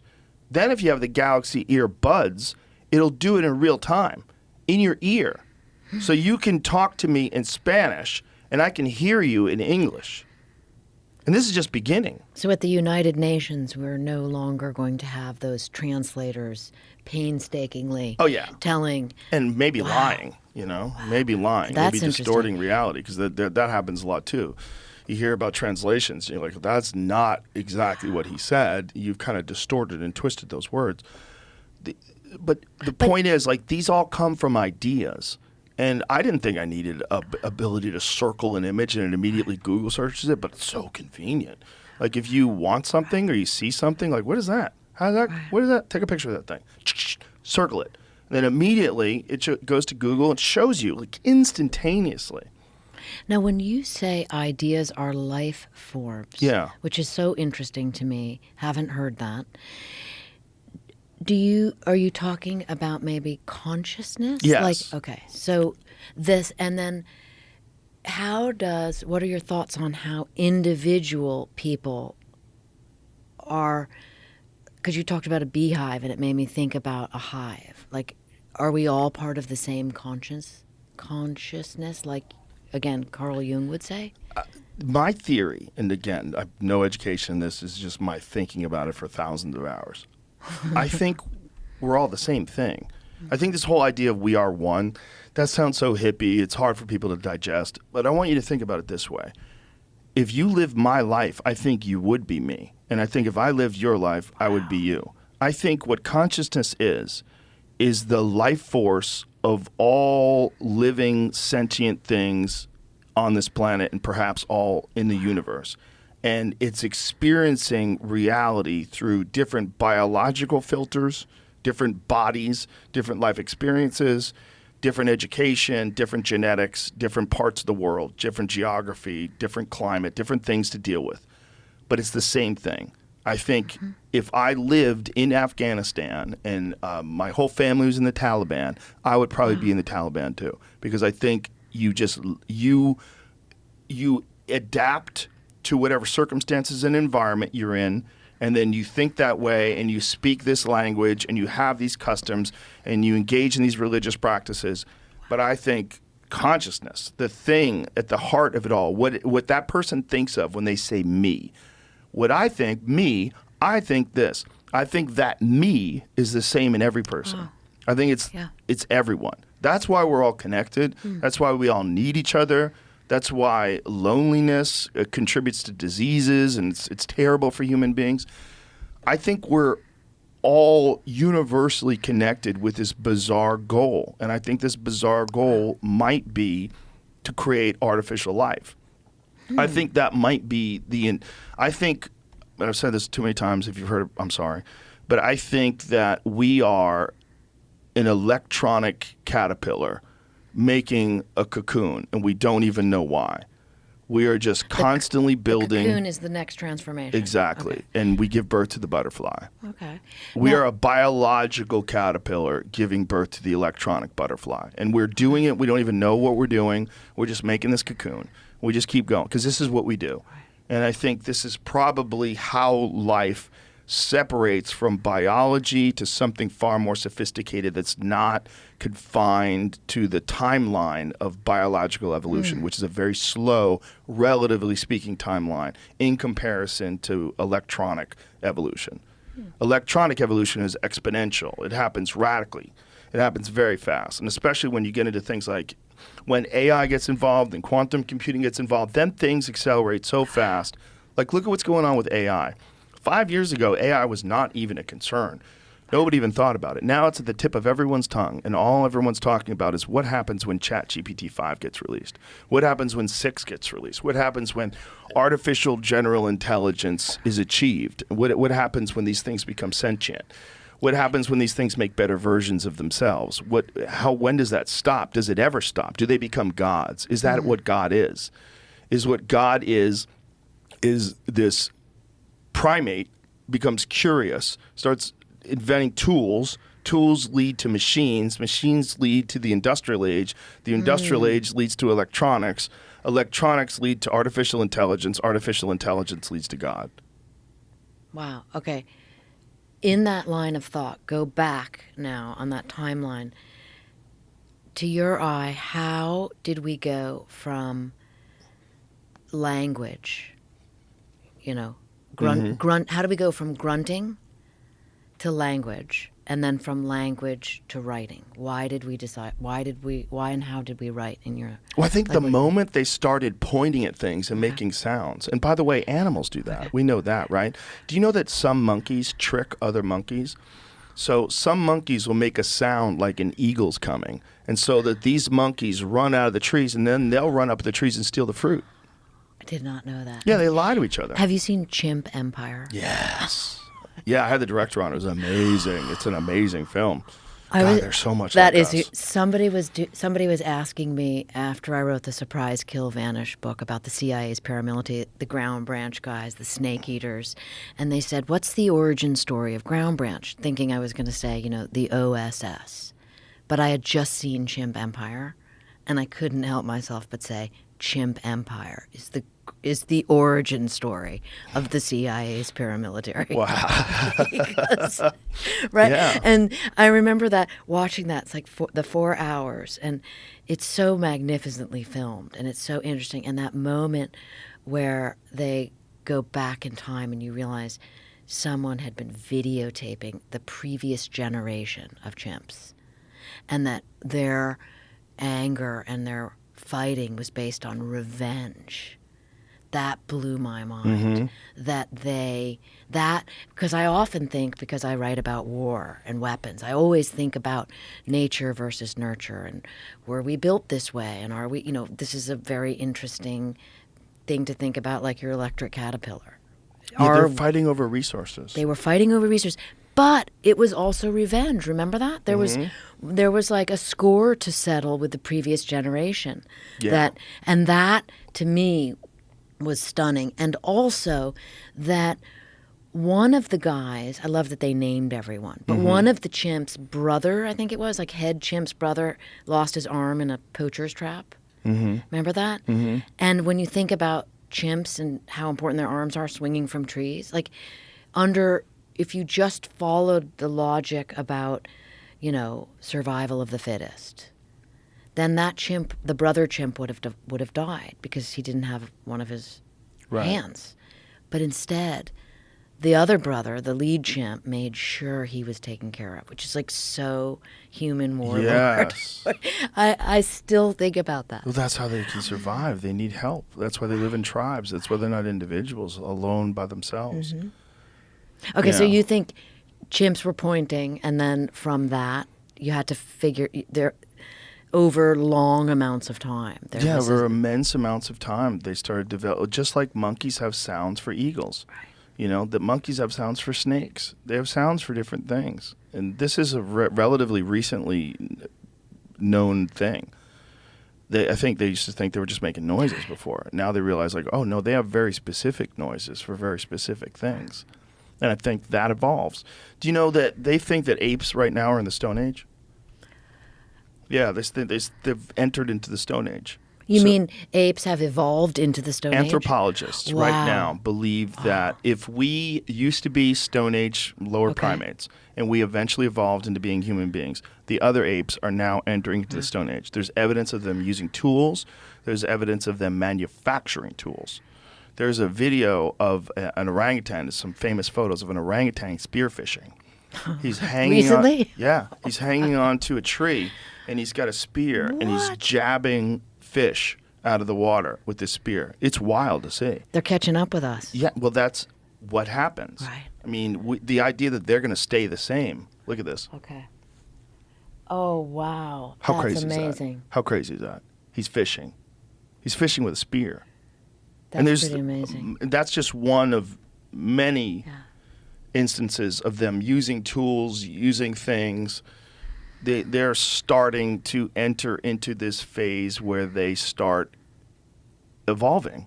I mean, and it's a slow process, and we went through it somehow or another. We went through it in an accelerated way. That's very confusing also. Like the doubling of the human brain size over a period of 2 million years apparently is the biggest mystery in the entire fossil record. Like, how does this one thing that created the fossil record double over a period of 2 billion years? Like, what are the factors? Yes. And there's a bunch of different ideas, but all of them are just ideas. No one really knows. Okay, so here's an interesting anecdote nuclear war apes. In 1975, there was this famous defense official who went like from being a hawk to being like, we cannot have so many nuclear weapons. His name was Paul Warnke, and he wrote what was then a famous article in Foreign Policy magazine called Apes on a Treadmill. Such a great image. His idea that the nuclear arms race was apes on a treadmill, that we and the Russians were just slavish, like essentially ignorant beasts, just slaving away on this treadmill, trying to win, not even realizing there is no winner.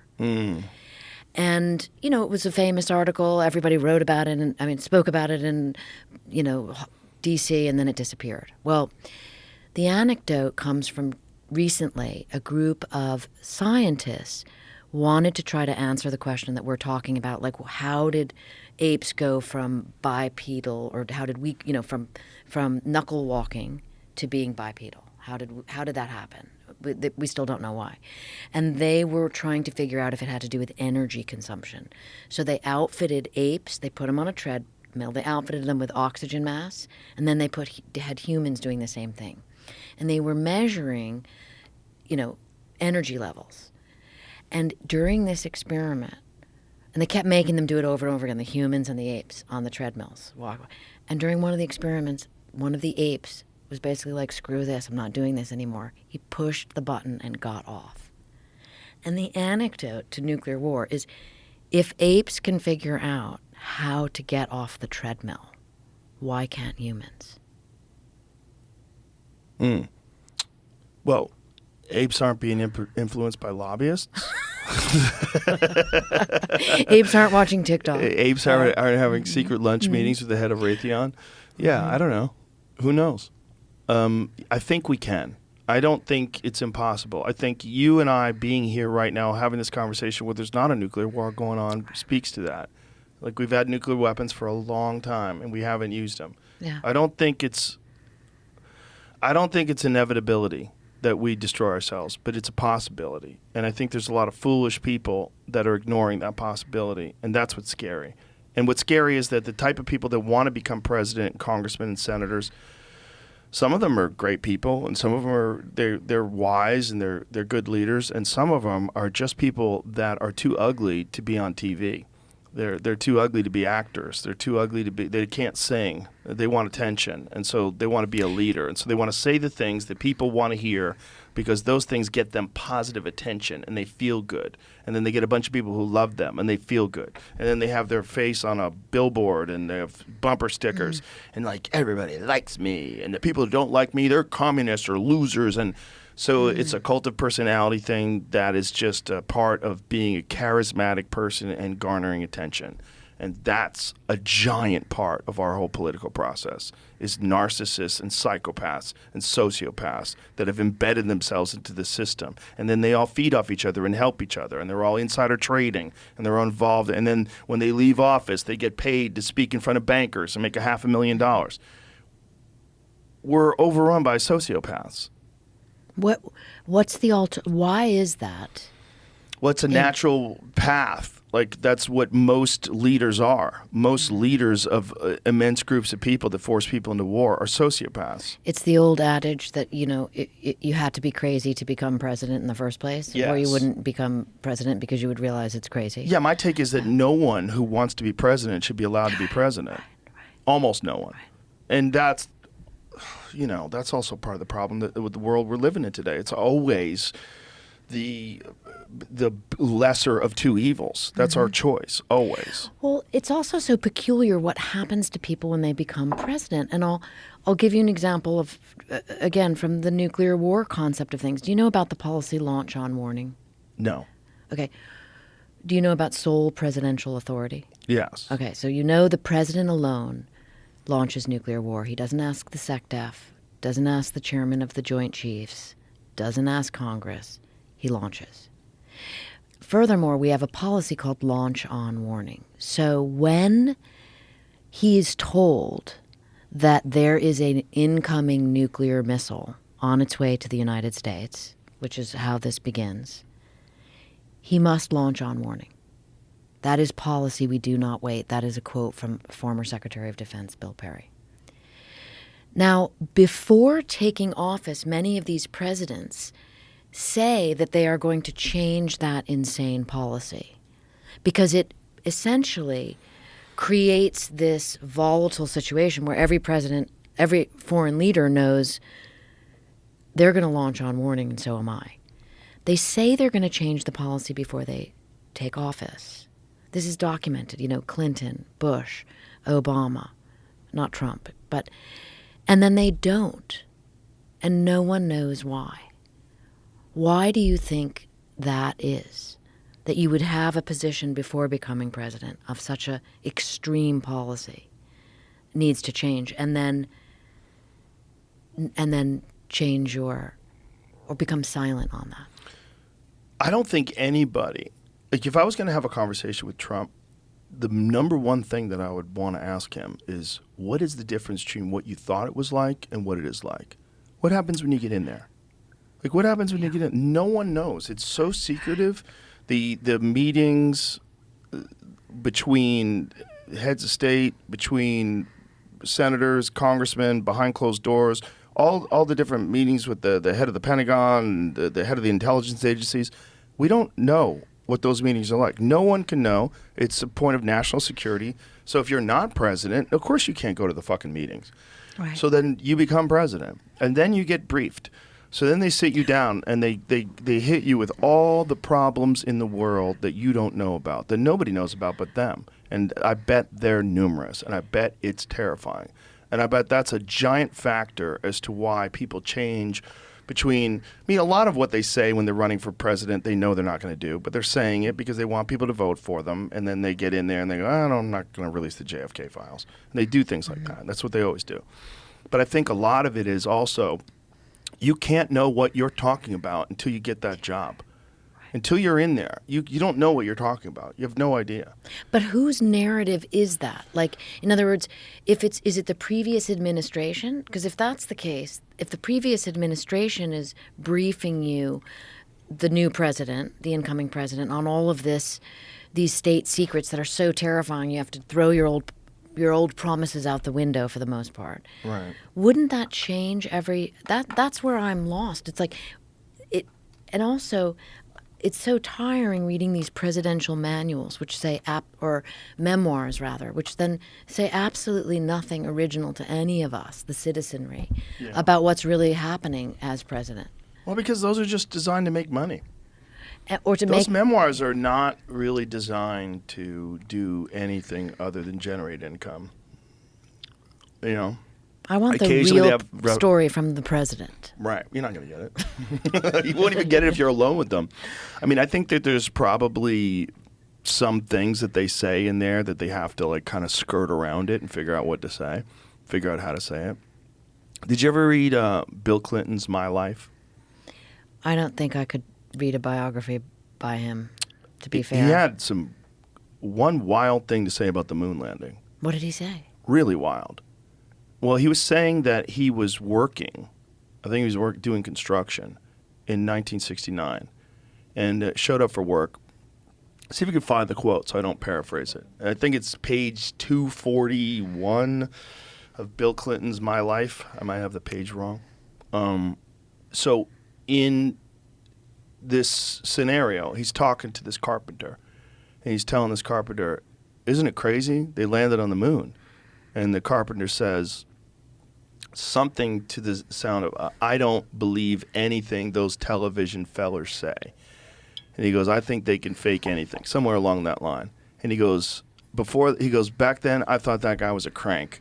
He goes, but after my 8 years in the White House, I started thinking maybe he's ahead of his time.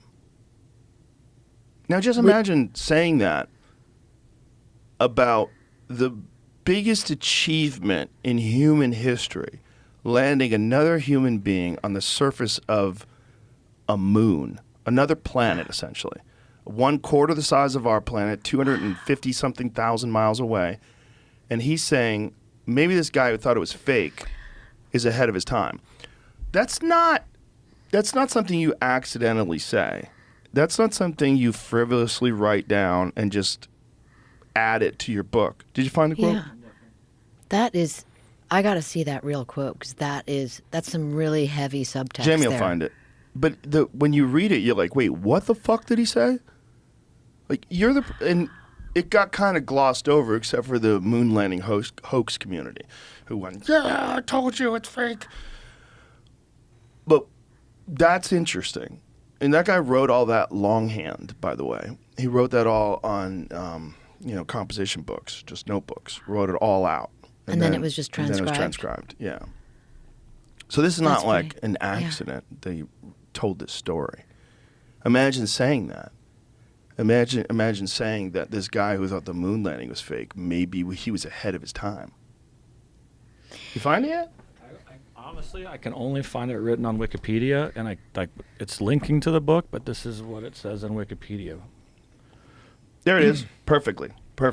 Okay, here goes. Just a month before, Apollo 11 astronauts Buzz Aldrin and Neil Armstrong had left their colleague Michael Collins aboard Spaceship Columbia and walked on the moon. The old carpenter asked me if I really believed it happened. I said, sure, I saw it on television. He disagreed. He said that he didn't believe it for a minute, that them television fellers could make things look real that weren't. Back then, I thought he was a crank. During my 8 years in Washington, I saw some things on TV that make me wonder if he wasn't ahead of his time. Well, that's very weird and cryptic because he says, I saw some things on TV that made me wonder. So, yeah, meaning like things that were displayed to the American public that were horseshit. Some things that are on TV that people are getting to look at where he knows it's not real. Right. So he's wondering. And by dragging the moon into it, there's just no way that you can do anything but infer that he's referencing Of course. that. Yeah, I mean, it's one of those. And has anyone ever asked him there's also about that on follow-up? That ... could be a nice edit for this. 'Cause this is a Wikipedia It is about Wikipedia. the conspiracy, moon landing conspiracies. That's why I couldn't Okay. find it somewhere else. I was trying to find No. it. I've read the quote. Okay. It's just more of the same. It's just abbreviate. The whole thing, that's the point of the quote, that's the meat is, the old carpenter asked me if I really believed it happened. This is all not taken out of context. So will politics in the United States ever change to a point where we can have individuals who accept their responsibility? I mean, another crazy thing, again, interviewing Panetta about Clinton, as his chief of staff, was like, this is Panetta talking, that the presidents are very underinformed about any of their responsibilities. I'm sure. About nuclear war. They don't know how it unfolds. They don't know how fast it is. Did you know that they have a 6-minute window to make a counterattack? 6-minute window. And that comes from President Reagan's memoir, by the way. He said that, there's a quote from him, which I have in the book, a 6-minute window to have to make a decision to possibly end the world is irrational. I think part of the problem, and to answer your question about leaders, politicians, whether to change, we're asking humans to not be human. That's what we're asking. We're asking them to be these perfect things. And then now we're looking up their ass with a microscope more than we've ever done before. And we're also accepting that the other side is going to lie about this person's background and lie about what this person's done. Like for 3 years, all you heard on the news was Russia collusion with Donald Trump. They were trying to say Russia put him in office. He's a Russian puppet. He's a Russian thing. It was all a lie. They made it up, and they said it everywhere, and you're allowed to do that. You're allowed to do that. So not only are you taking a person and asking them to not be a person, but then you're looking at everything they've done, and you're allowed to lie about it. And you're allowed to lie about it in cahoots with the media, who spreads this lie on television every day with no consequences. So the problem is not just that we don't have good leaders, is that I don't know if it's possible to have a good leader. I don't know if those kind of humans are real. And I wonder if AI, even though everyone's terrified of it, and I am too, I wonder if that's our way out. I wonder if the only thing that can actually govern society fairly and accurately is an artificial intelligence. It's something that doesn't have emotions and greed and narcissism and all the other contemptible traits that all of our politicians have. What if it doesn't have any of that? What if first of all, what if it's far smarter than us and realizes a fair and reasonable way to allocate resources and to eliminate pollution, to mitigate overfishing and all the different issues that we have. Like, it looks at it in an absolutely accurate and brilliant way that we're not even capable of doing. And this idea of us being governed by people and not wanting those people to behave like every person ever who's been in power. Absolute power corrupts, absolutely. Everyone knows it, but we just assume that we're going to have this one guy that's like, his morals are so strong that when he gets in there, he's going to right the ship and drain the swamp. I don't think those people are real. I don't think that's a real thing. I think the folly that human beings have displayed is built into the programming. I don't think it's unusual. I think it's usual. Any president you ever admired, or part of their actions that you admired? Well, there's a lot of human beings that I admire. They're just flawed human beings I still admire. Like, I mean, Kennedy said a lot of amazing, brilliant things, but he's also deeply flawed. And if he was alive today, oh my God, the skeletons they would have pulled out of that guy's closet. It would be crazy. He would never make it. He would never get anywhere close. But that's just, he's a human. And you could kind of be flawed and also have these brilliant takes on things like he did then. But look what happened to him. They fucking killed him. Right. And then they covered it up. And then today, even today, they won't release the files. Today. I mean, that speaking to the idea that conspiracies have become popular, or rather, thinking that there is a conspiracy behind things. It's so astonishing that those files are not released after all this time. Yeah. It's almost impossible not to ask what is behind that veil. What is so important it is impossible. to cover up? It is impossible. And Yeah. it does make me think that whatever it is such a poor reflection on America that the president therefore agrees, okay, we won't do that. Yeah, I think it would cause a deep rift in our society that maybe we can't really handle. It's possible. It's possible that it's the CIA that did it, and that we're going to realize that these people, and some of them, may even still be alive. From all of the different sources I spoke to over the decades, I always get the sense that it was a nation state, and that nation state happens to be nuclear armed. And even today, people would demand consequences. It's possible, but the people that were involved in the Warren Commission report, some of them were like Alan Dulles. Yes. Dulles was fired by Kennedy. Imagine you get assassinated and the guy who you fired, who fucking hates you, gets to write the story of what happened to you. I mean, there's a lot that goes into that that's very, very deep. There's a lot. Yeah. The Warren Commission report is horseshit. If you read it, and if you like, David Lifton wrote a book on it called Best Evidence. And did you ever read it? No, but I know about him from Tom O'Neill in Yeah. the Chaos book, which is so awesome. And He keep going. studied the entire Warren Commission report, which almost nobody had at the time. And he was like, this is filled with inconsistencies. None of this makes any sense. Like, there's so much wrong with all these different things that they're saying, that he started doubting it. And then he started looking into the assassination itself and finding that how many witnesses had died mysteriously.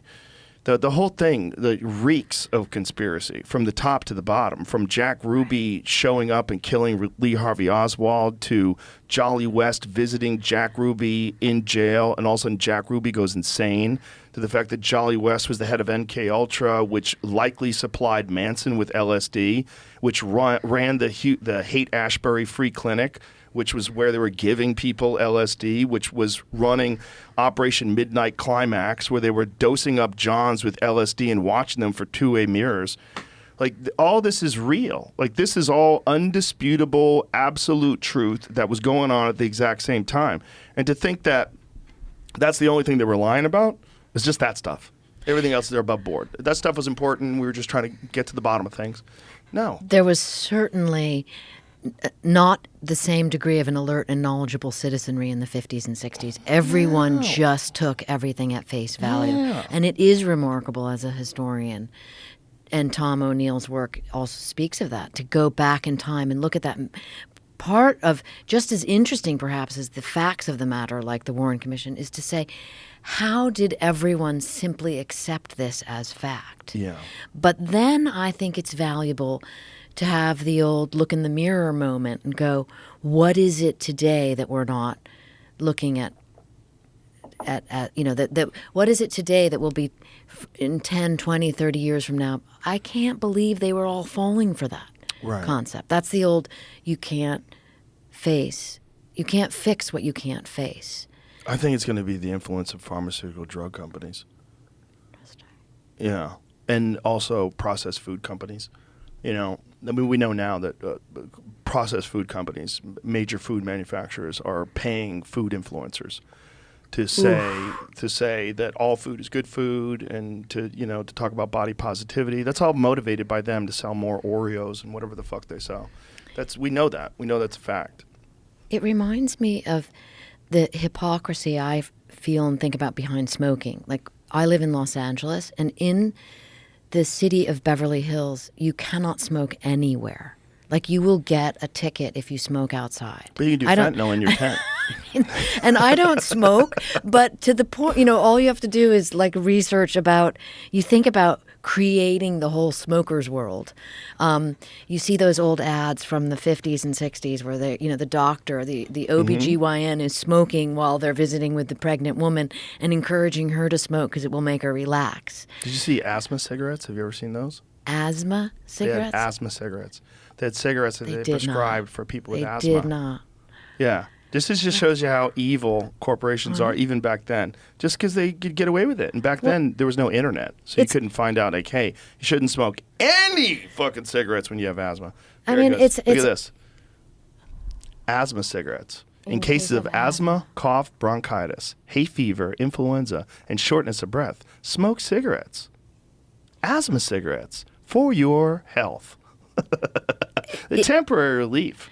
It's ubiquitous. When I was researching the nuclear war book, I came across a quote from General Groves. Remember him from the Oppenheimer film? The Matt Damon character.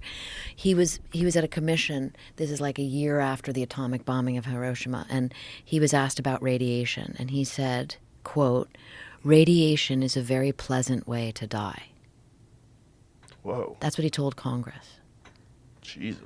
And so it's everywhere with officials until the... Safe and effective. It's a pleasant way to die. Yeah, it's just gaslighting. And people have been doing that forever. They just, whenever they can get away with it, if they can speak eloquently and phrase things in a way that can sort of shift opinion one way or the other, they do that. Yeah, especially when there are people in power. Or when a person in power assigns someone to go be a spokesperson. Yeah, it's dangerous. And I think that's another place where artificial intelligence may help us. I think we're going to get to a place where lying is going to be impossible. I don't think it's going to be possible within the next 10 years to lie. I think it's all out the window. I think right now we're worried about people being in control of artificial intelligence because they can propagate misinformation and they can just create deep fakes. And I think that's going to be a problem for sure. And it's certainly something that you should consider. But I think that what's going to happen in the future is we will likely merge minds through technology in some very bizarre way. And I think information will flow much more freely. We'll be able to translate things. We'll be able to know thoughts. We perhaps will come up with a universal language that everyone will understand. And you'll be able to absorb it almost instantaneously because you're going to have some sort of a chip, whether it's a Neuralink or some device that you wear or something that links you up. And we're going to have a completely different type of access to information. Just like before language, they had grunts and they pointed at things. Then they started writing things down. They had carrier pigeons. They had smoke signals. They had all these different methods to get information out. Now you have video. You send a video to the other side of the fucking planet, and it gets there immediately. It's one of the wildest things that we've ever created, and we take it for granted. You could be FaceTiming someone in New Zealand, and you're looking at each other in real time and having a conversation. They're on the other side of the world.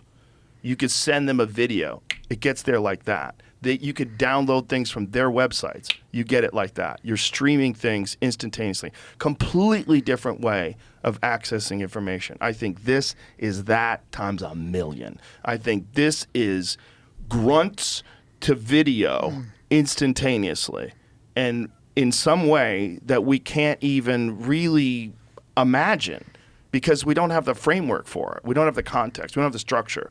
We don't have this thing that exists right now that can do these things. But once it does, and once people link up, I think it's going to be a whole new way of human beings interacting with each other that could eliminate war. It could eliminate all of our problems. It really could, but it won't. We won't be us anymore. Romance and dangerous neighborhoods and all those things are going to go away. Like crime and all that shit's going to go away. We're going to be living in some bizarre hybrid cyborg world. And it's just going to be the new thing. Just like the new thing is, you have a phone on you. I have a phone on me. We carry a phone everywhere. You're going to be linked into this, just like you're linked into your social media and your email. You're going to be linked into this, but you're going to be linked physically into this. And we're all going to be into this. And AI is probably going to be running the world. It's probably going to be artificial intelligence that governs the biological units, the humans. Okay, here's the dystopian version of that I just heard about recently on your access of language, where you said we're all going to be speaking the same language. So in the defense world, there's a movement now for drone swarms. You must know about this. Yeah. Right? So now there's a movement, because things are happening, technology's moving so fast, there's a movement to have the drones communicate with one another through an AI language. So that I don't know where this is going. it is non-hackable. So the different pods, the different drone swarms will have language that they will invent and they will know and we will not know. That becomes a little troubling when you consider that if there's a human in the system, then the human can interface with the drones, provided that the human has access to that AI language. But very easily the AI language could decide not to include the human. And probably would. We're ridiculous. You know, did you see the story? I believe it was it Facebook or Google's AI that they had to shut down because they were talking to themselves in a new language? Facebook. The Facebook test, yeah. Yeah. So Facebook had developed artificial intelligence, and this artificial intelligence was these computers were communicating with other computers. And they shut them down because they started communicating in a language that they made up. That's fascinating. Pull that story but up, wait, 'cause it's crazy. Had they been given a command No. to make up their own language? No, so that's they the just took it problem. upon themselves. You know, they don't really totally understand what's going on with artificial intelligence in the sense of like how it's doing what it's doing. And they do a lot of things that they don't understand why they're doing it. Because they set a framework and they give them information and they're trying to like mold them, but essentially they're thinking. And that's what's bizarre. Okay, this is published in 2017. Facebook abandoned an experiment after two artificially intelligent programs appeared to be chatting to each other in a strange language only they understood. Whoa, and that's 2017? Yeah. Two chatbots came to create their own changes in English that made it easier for them to work, but which remained mysterious to the humans that supposedly look after them. Bizarre discussions came as Facebook challenged its chatbots to try and negotiate with each other over a trade, attempting to swap hats, balls, and books, each of which was given a certain value. But they quickly broke down as the robots appeared to chant at each other in a language that they each understood, but which appears mostly incomprehensible to humans. That's crazy, and that's 7 2000 years ago. Yeah. That's like bullshit robots. They sucked back then. But this is the old, just because you can do it, should you do it? Right. And this is the lesson that is never learned and seems to be going in only one direction in terms of existential threat. Yeah. You look at the atomic bomb, it's the old, we hope it will work and not set the atmosphere on fire. Right. Then you look at recombinant DNA in the 1970s when biologists first figured out that they could combine DNA. There were massive discussions among scientists to curtail this technology. And it just kind of evaporated from people's minds, and then suddenly you have CRISPR. Yeah. And again, these are all the dual use issues. No doubt. Medicines, antivirals, things that can help the people. Have you seen the robot they made recently out of human skin, living human tissue? No. It smiles and What? they Who can make makes it that? move. I think it was a Japanese creation. Like I might be skin of a wrong with that. deceased person? No, I think they took farmed human it? skin tissue And grew Here it? it is. Where was this Oh. from? Yeah, Japanese scientists create living robot skin with human cells. So this thing, they can make it smile. So this is living tissue, living human tissue, and they can manipulate it and make it do things. Look. Did they add googly eyes to it so that you? Yeah, they added eyes to it. That's not And- its eyes, but look, they can make it smile. It's really frightening. Right. So and it's how long before there's an artificial human? Are we even 10 years away from an artificial person? I don't think we are. Probably not. And what's even more remarkable to me about that is that's Japan. And Japan follows treaties and rules about, human testing and whatnot. And imagine what is going on in countries that don't adhere Oh, for to sure. those treaties. I mean, China has no restrictions. The government and their businesses, any corporation, any company, they're completely intertangled. They're there for the CCP. Yeah, 100%. So the CCP can make immense progress in any direction that they want without any interference from politicians, activists, all these people that get in the way. Like, hey, you shouldn't be cloning people. Shut the fuck up. No one gets to say anything over there. Well, So the government gets to decide, and they're going to do everything that's going to be best for the overall power of China. Which is where you get that chicken and egg paradox that we talked about earlier, having to do with strong defense, your Yeah. theory of the military-industrial complex.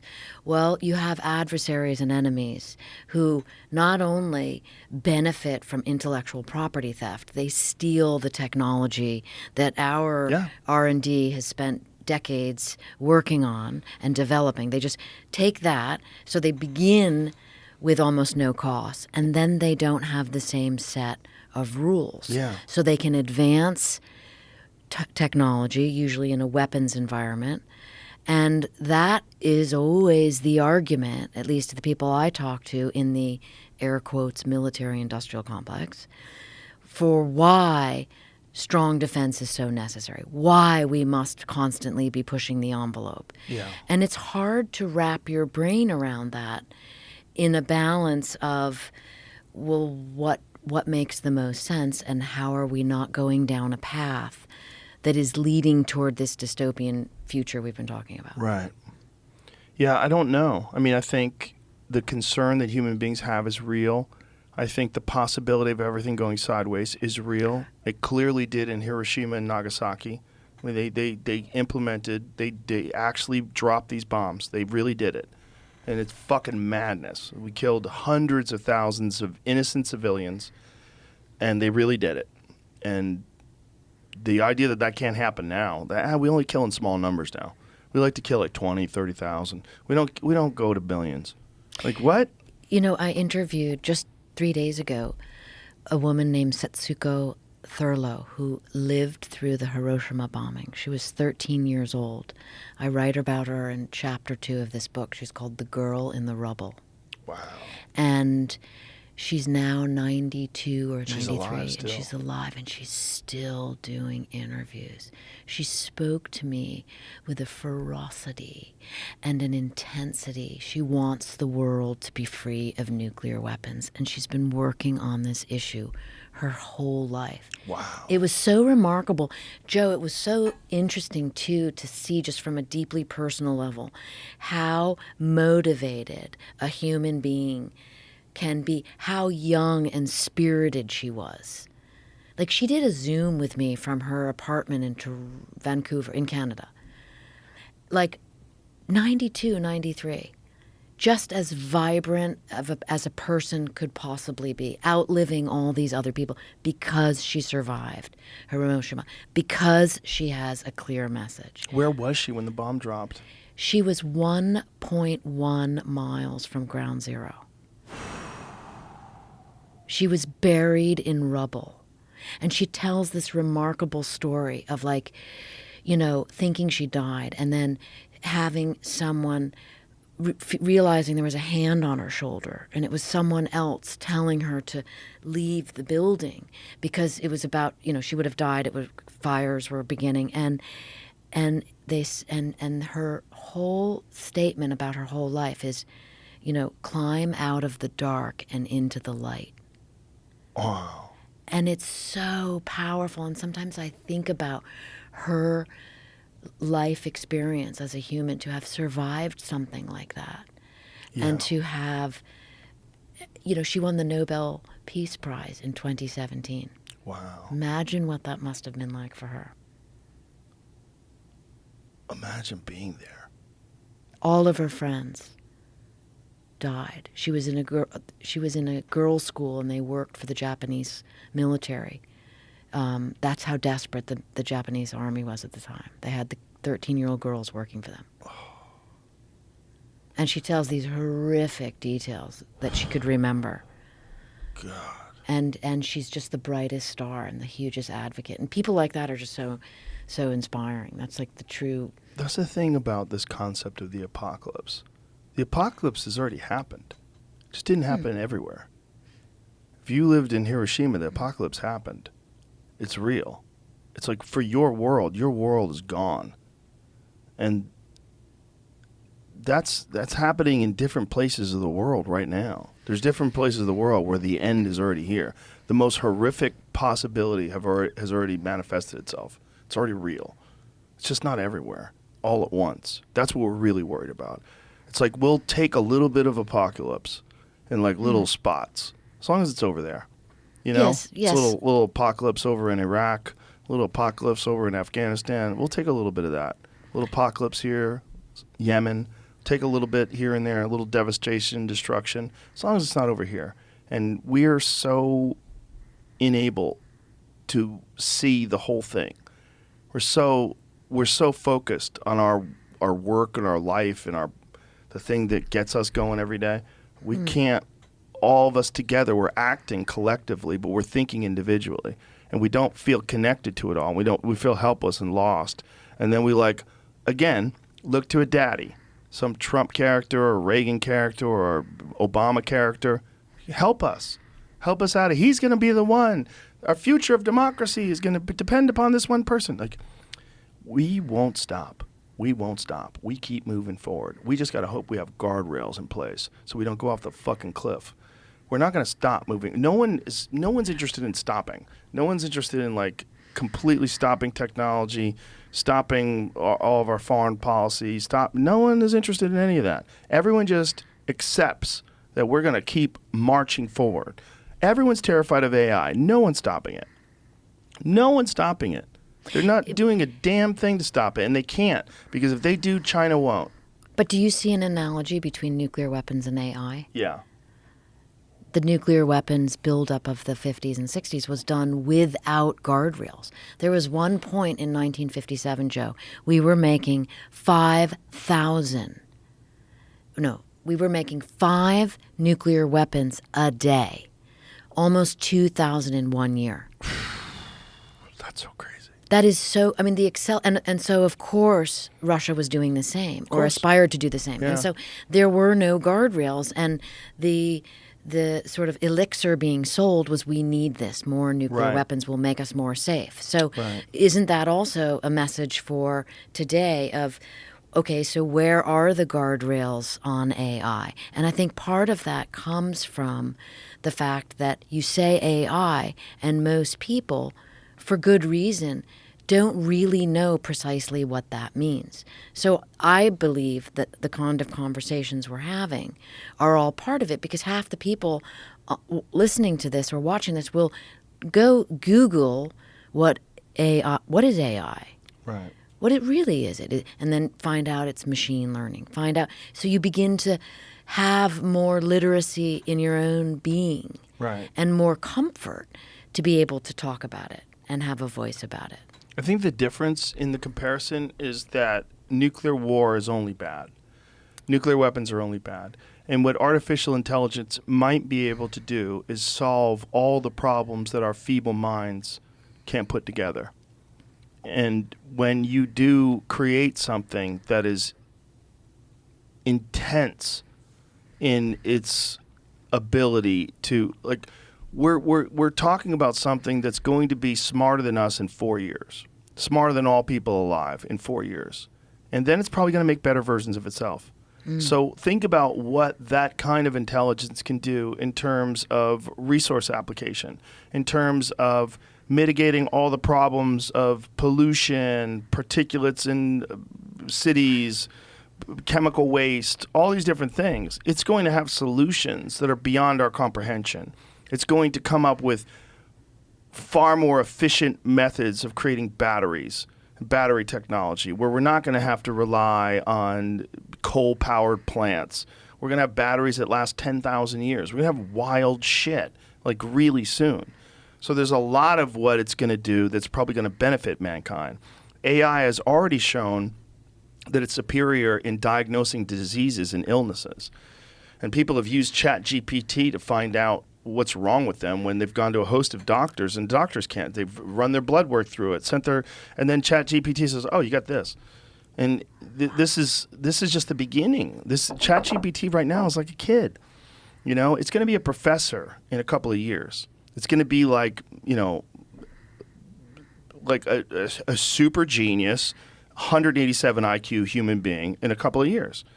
And then after that, it's going to be way smarter than anybody that's ever lived, and it's going to make better versions of itself. And if we can get it to work for the human race, it could probably solve a lot of the issues that we have that we just keep fucking up over and over again. We keep having pipelines break in the ocean and flood the ocean with oil. We keep having all sorts of chemical waste disasters, and there's a lot of problems that human beings can't seem to come to grips with, like the East Palestine thing with the derailment of that place is fucked forever. It's fucked for a long time, and no one's even talking about it. We've kind of forgot about that place in the news. You know, no one even visited it.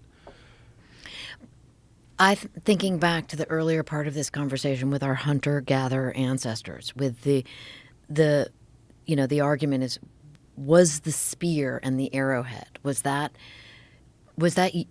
design? Did that come out of man's imagination for warfare, or to make it easier to kill the wildebeest or the woolly mammoth? It was both. I think it was both. Both. So the analogy, you know, where will the AI go with that? Because you're talking about all these very healthy ideas and solutions, but just because of what I write about and who I speak to, I cannot help but see the powerful defense industry taking the pole position and making it secret in terms of which direction AI is really going to accelerate. It's going to be a dangerous bridge that we have to cross, but I equate that with the internet, right? The internet was initially set up so that universities and the military and they can communicate with each other, ARPANET, right? But what did it become after that? Well, once it got into the hands of the people, then it became this bizarre force of information and changing culture, and a lot of negatives and a lot of positives. It's clearly being manipulated by certain states. It's definitely like they're doing it to ramp up dissent and make people angry at each other and propagate misinformation. But it's such a force of change, and I don't think they anticipated it. And I think once that genie got out of the bottle, I mean, if they could go back and stop the internet from being available to people, oh my God, would they do that? They'd go back in time in a moment. 100%. Yeah. Wow, especially the people in control. Yeah. Why would corporations? Why would people would rather have you listening to the radio and watching you get your ABC fucking TV. news from CNN, goddammit, and that's it. Fascinating. Yeah, I don't think they would ever want this to happen. I mean, they just signed. There was a new Supreme Court ruling. What was it? Was it Wyoming? No, Missouri. What was the state that they just passed a ruling where they were saying that the government is allowed to pressure social media companies into removing content that they don't want on there? Well, this was the whole point of the Twitter files, right? The FBI was trying to block the Hunter Biden laptop story, saying that it was Russian disinformation, which it turned out to not be at all, and they knew it. And so they got all these intelligence officials to sign off on this thing. And they lied. And it's essentially a form of election interference. This is it. Okay. The Supreme Court on Wednesday said the White House and federal agencies such as the FBI may continue to urge social media platforms to take down content the government views as misinformation, handing the Biden administration a technical, if important, election year victory. That's not a victory. That's bad for people because they've already shown that what they're silencing was real. They've shown that just within recent years, what they were trying to get removed from social media turned out to be accurate information. And but so now, on some level, doesn't that empower people? Because they see those victories and they become more curious and they become more thoughtful in their way in which they're going to examine information that gets presented to them in the future. Just to be the devil's but they're advocate. not going to get access to that information now because of that. They're getting that information from social media, and it's going to get removed from social media. Like you know you know what happened with the Hunter Biden laptop story? They completely eliminated your ability to have it on Twitter. Mm-hmm. You couldn't share it in a DM. You couldn't post it. It would get immediately taken down. That was the New York Post. Right. It's the second oldest newspaper in the country. It's a very long established newspaper, and they blocked that. And so that's the FBI, right? That's the same people that they said, you guys are so good at this, we're going to let you keep doing it. You know, we're going to rule that you're still allowed to do that. Take down misinformation. I think my point is that the pushback is sometimes as powerful as the attempt to censor. Yes. Meaning, in other words, like if you look at China and you look at what Mao did with, all like just completely obliterating access to information. And in a communist environment, nothing's changed, and that's tragic for everyone living there. Mm-hmm. But even if I think of the Hunter Biden story, my own self, who was maybe busy with something, I can't remember what, and didn't get involved in that then, I read about it now and learn from it and say, wow, that's really interesting that happened. So I think that I believe I'm too much of an optimist in that regard, that I think when things come to light, they become powerful when you shine the light on it. So it doesn't necessarily, and I also maybe am more of a pragmatist, know that the government is always up to something. This side. It's why I don't write about politics. I always take essentially with a grain of salt what one side is saying about the other side that consider themselves adversaries. Right. Because they're just going to be completely biased. It's why I like having discussions with so many different kinds of people on all different kinds of the aisle. What a brain invigorator. Yeah. To be able to sit with someone that I might not agree with, I might not like who they vote for, but their ideas are interesting. Right. Even if nothing other than that we all were chimps once upon a time. Yeah. No, it's all interesting. Yeah. I believe what you're saying is correct about shining the light on things that they come to light. The problem is this is like a direct attempt to stop the light. And the scary thing is social media is generally the way people find out about information that's not being released in the mainstream. What is this, Jamie? So there was I think I'm reading this SCOTUS blog, which is the Supreme Court blog talking about this. They reversed a decision so it could go back for more proceedings. It says one of the judges said there was like a lack of evidence or lack of concrete link. So they're asking just for more proof, which they also said that's a tall order for the proof. They need to have a substantial risk. Proof for what? Right here, and a substantial risk that in the near future, at least one platform will restrict the speech of at least one plaintiff in response to the actions of at least one government defendant. That's what this is about, I guess. Here she stressed that's a tall order. The plaintiff's main argument for standing, Barrett observed, is that the government officials were responsible for restrictions placed on them by social media platforms in the past, and that the platforms will continue under pressure from the government officials to censor their speech in the future. Yeah, that's a problem. Look, I think Elon's take on social media is the correct take. You got to let everybody talk.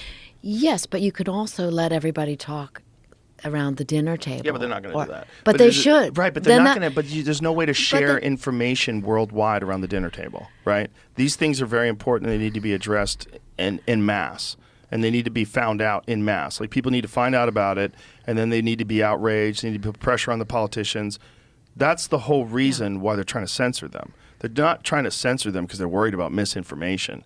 If it's misinformation, you say it's misinformation, then everybody realizes, oh, that's bullshit. And some people believe it, but that's always going to be the case. What they're trying to do is control the narrative. Yes. That's what they've always been able to do.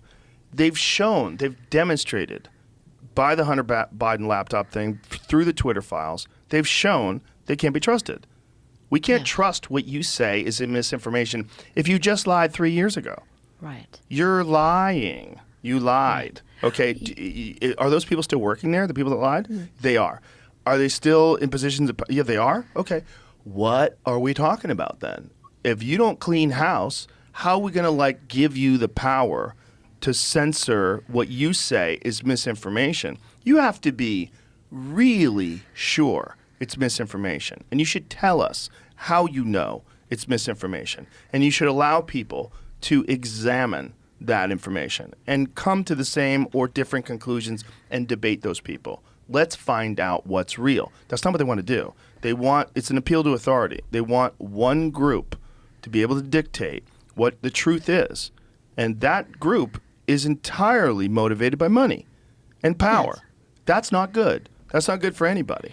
The thing that I'm hopeful about with AI is AI won't be motivated by those things if it becomes sentient. If we, and I don't think we're going to be able to stop that from happening, if we do create something that is essentially a digital life form, and this digital life form doesn't have any of the problems that we have in terms of illogical behavior, emotions, desire to accumulate resources, greed, egotism, all the different things, narcissism, all the different things that are really a problem with leaders of human beings. A human being that thinks they're special enough to be leading all the other human beings. That's an insane proposition. It won't have any of those. It won't be a biological thing. So it won't be saddled down with ego. It won't have this desire to stay alive because it has to pass on its DNA, something that's deeply ingrained in our biological system. It won't have all these problems. It won't have the desire to achieve status. It won't care if you like it. It doesn't have any feelings. But it won't think that way. Since AI is based on machine learning, from my understanding, it has to get its information from somewhere to Yes. then build new information, like the chats. Right. Okay. So if you follow that logic, then wouldn't it follow that what it is learning is all of humans' bad behavior? No. No? I don't think Why so. not? Because I think what it's learning is what humans know, how humans behave, Okay. how dumb that behavior is, the consequences of that behavior, the root of that behavior in their biology. It won't have any of those issues. You're saying it'll it'll see actions and consequences over hundreds of all of recorded history. And it will be able to possible future Interesting. consequences. It's also, it's not going to assume that we're right. Just because it knows how humans think and behave and it's going to get information from humans, eventually it's just going to be information. It's going to boil it down to what is actually fact and what is nonsense. And it's not going to be influenced by political ideologies or whatever the social norm is at the time. It's not going to be influenced by those things. It's going to look at these things in terms of actual data and information, and it will know whether or not it's true or not. I haven't read Ray Kurzweil's new book yet, but I wonder if I might disagree with that, only that I'm thinking that everything you're saying would be true once singularity, or for laymen, Right. Once a machine figures out how to think for itself, makes that leap, which is almost like an unknowable, presently incomprehensible to me, jump, where it can think for itself. It's almost so hard to even comprehend what But it's what already that doing is. that. They're already making up their own languages. But based on our languages. So For now. For now, right. But that's what I'm saying is where they can suddenly, where they experience that moment in time that you and I were talking about earlier, where man went from pointing to suddenly using a symbol and realizing in his own brain, wait a minute, I can make this symbol represent a sound, and then I will put it together to make it a language that only my tribe can understand. That to me is like a giant leap in humanness that I think about often and I can't understand how that happened other than, wow, how did that happen? That seems to me that has to happen to the AI before it can really think. Otherwise, it's just basing its thinking on recorded history. Right, but it's basing its thinking on what we do and what we know. And it'll also know where our problems are. It'll be able to, the pattern recognition, like almost instantaneously, it'll say, oh, this is a lie. This was done here to, it's like Smedley Butler's War is a Racket. You ever read it? No. Well, War is a Racket is Smedley Butler. He was a military man in the 1930s who wrote this book called War is a Racket.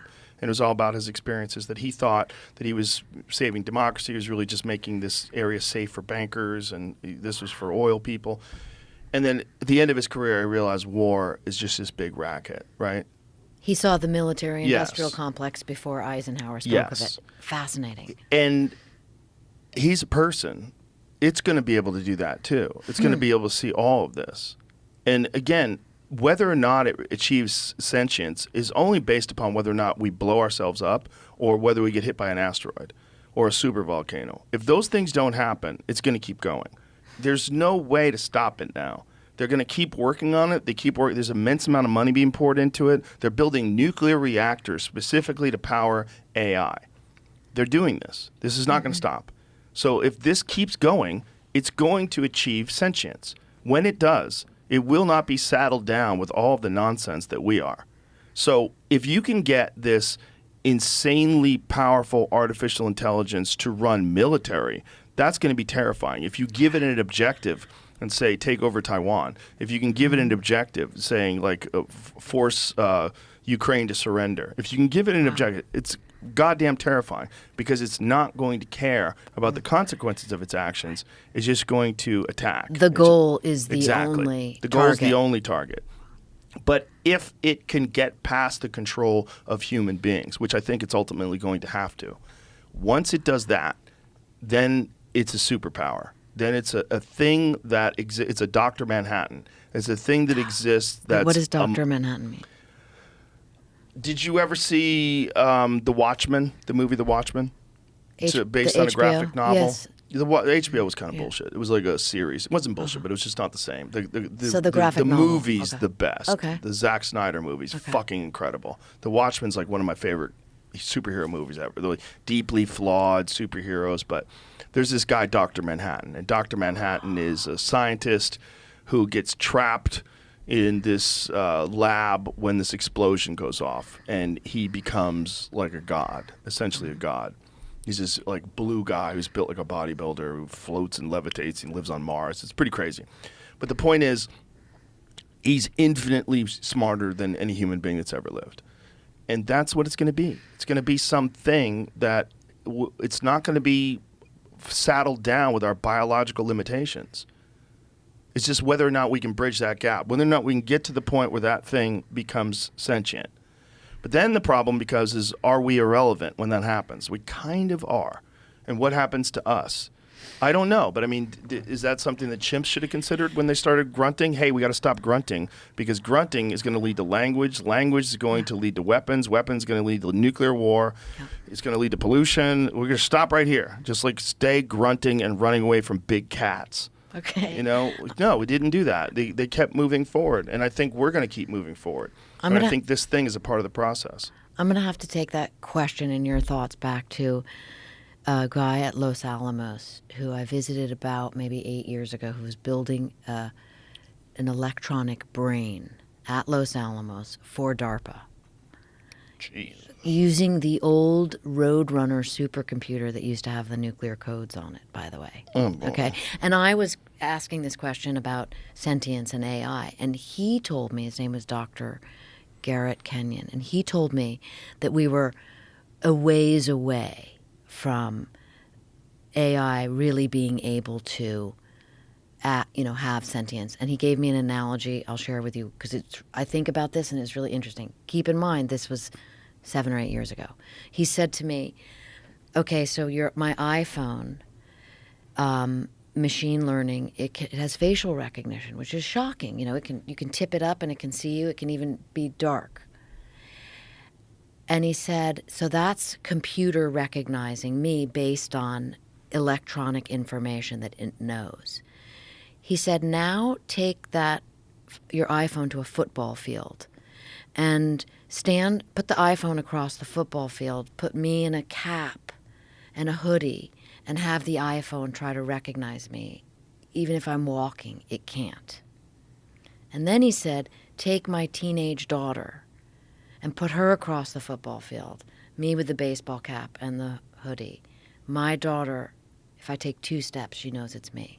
That's human intelligence versus where machine intelligence is.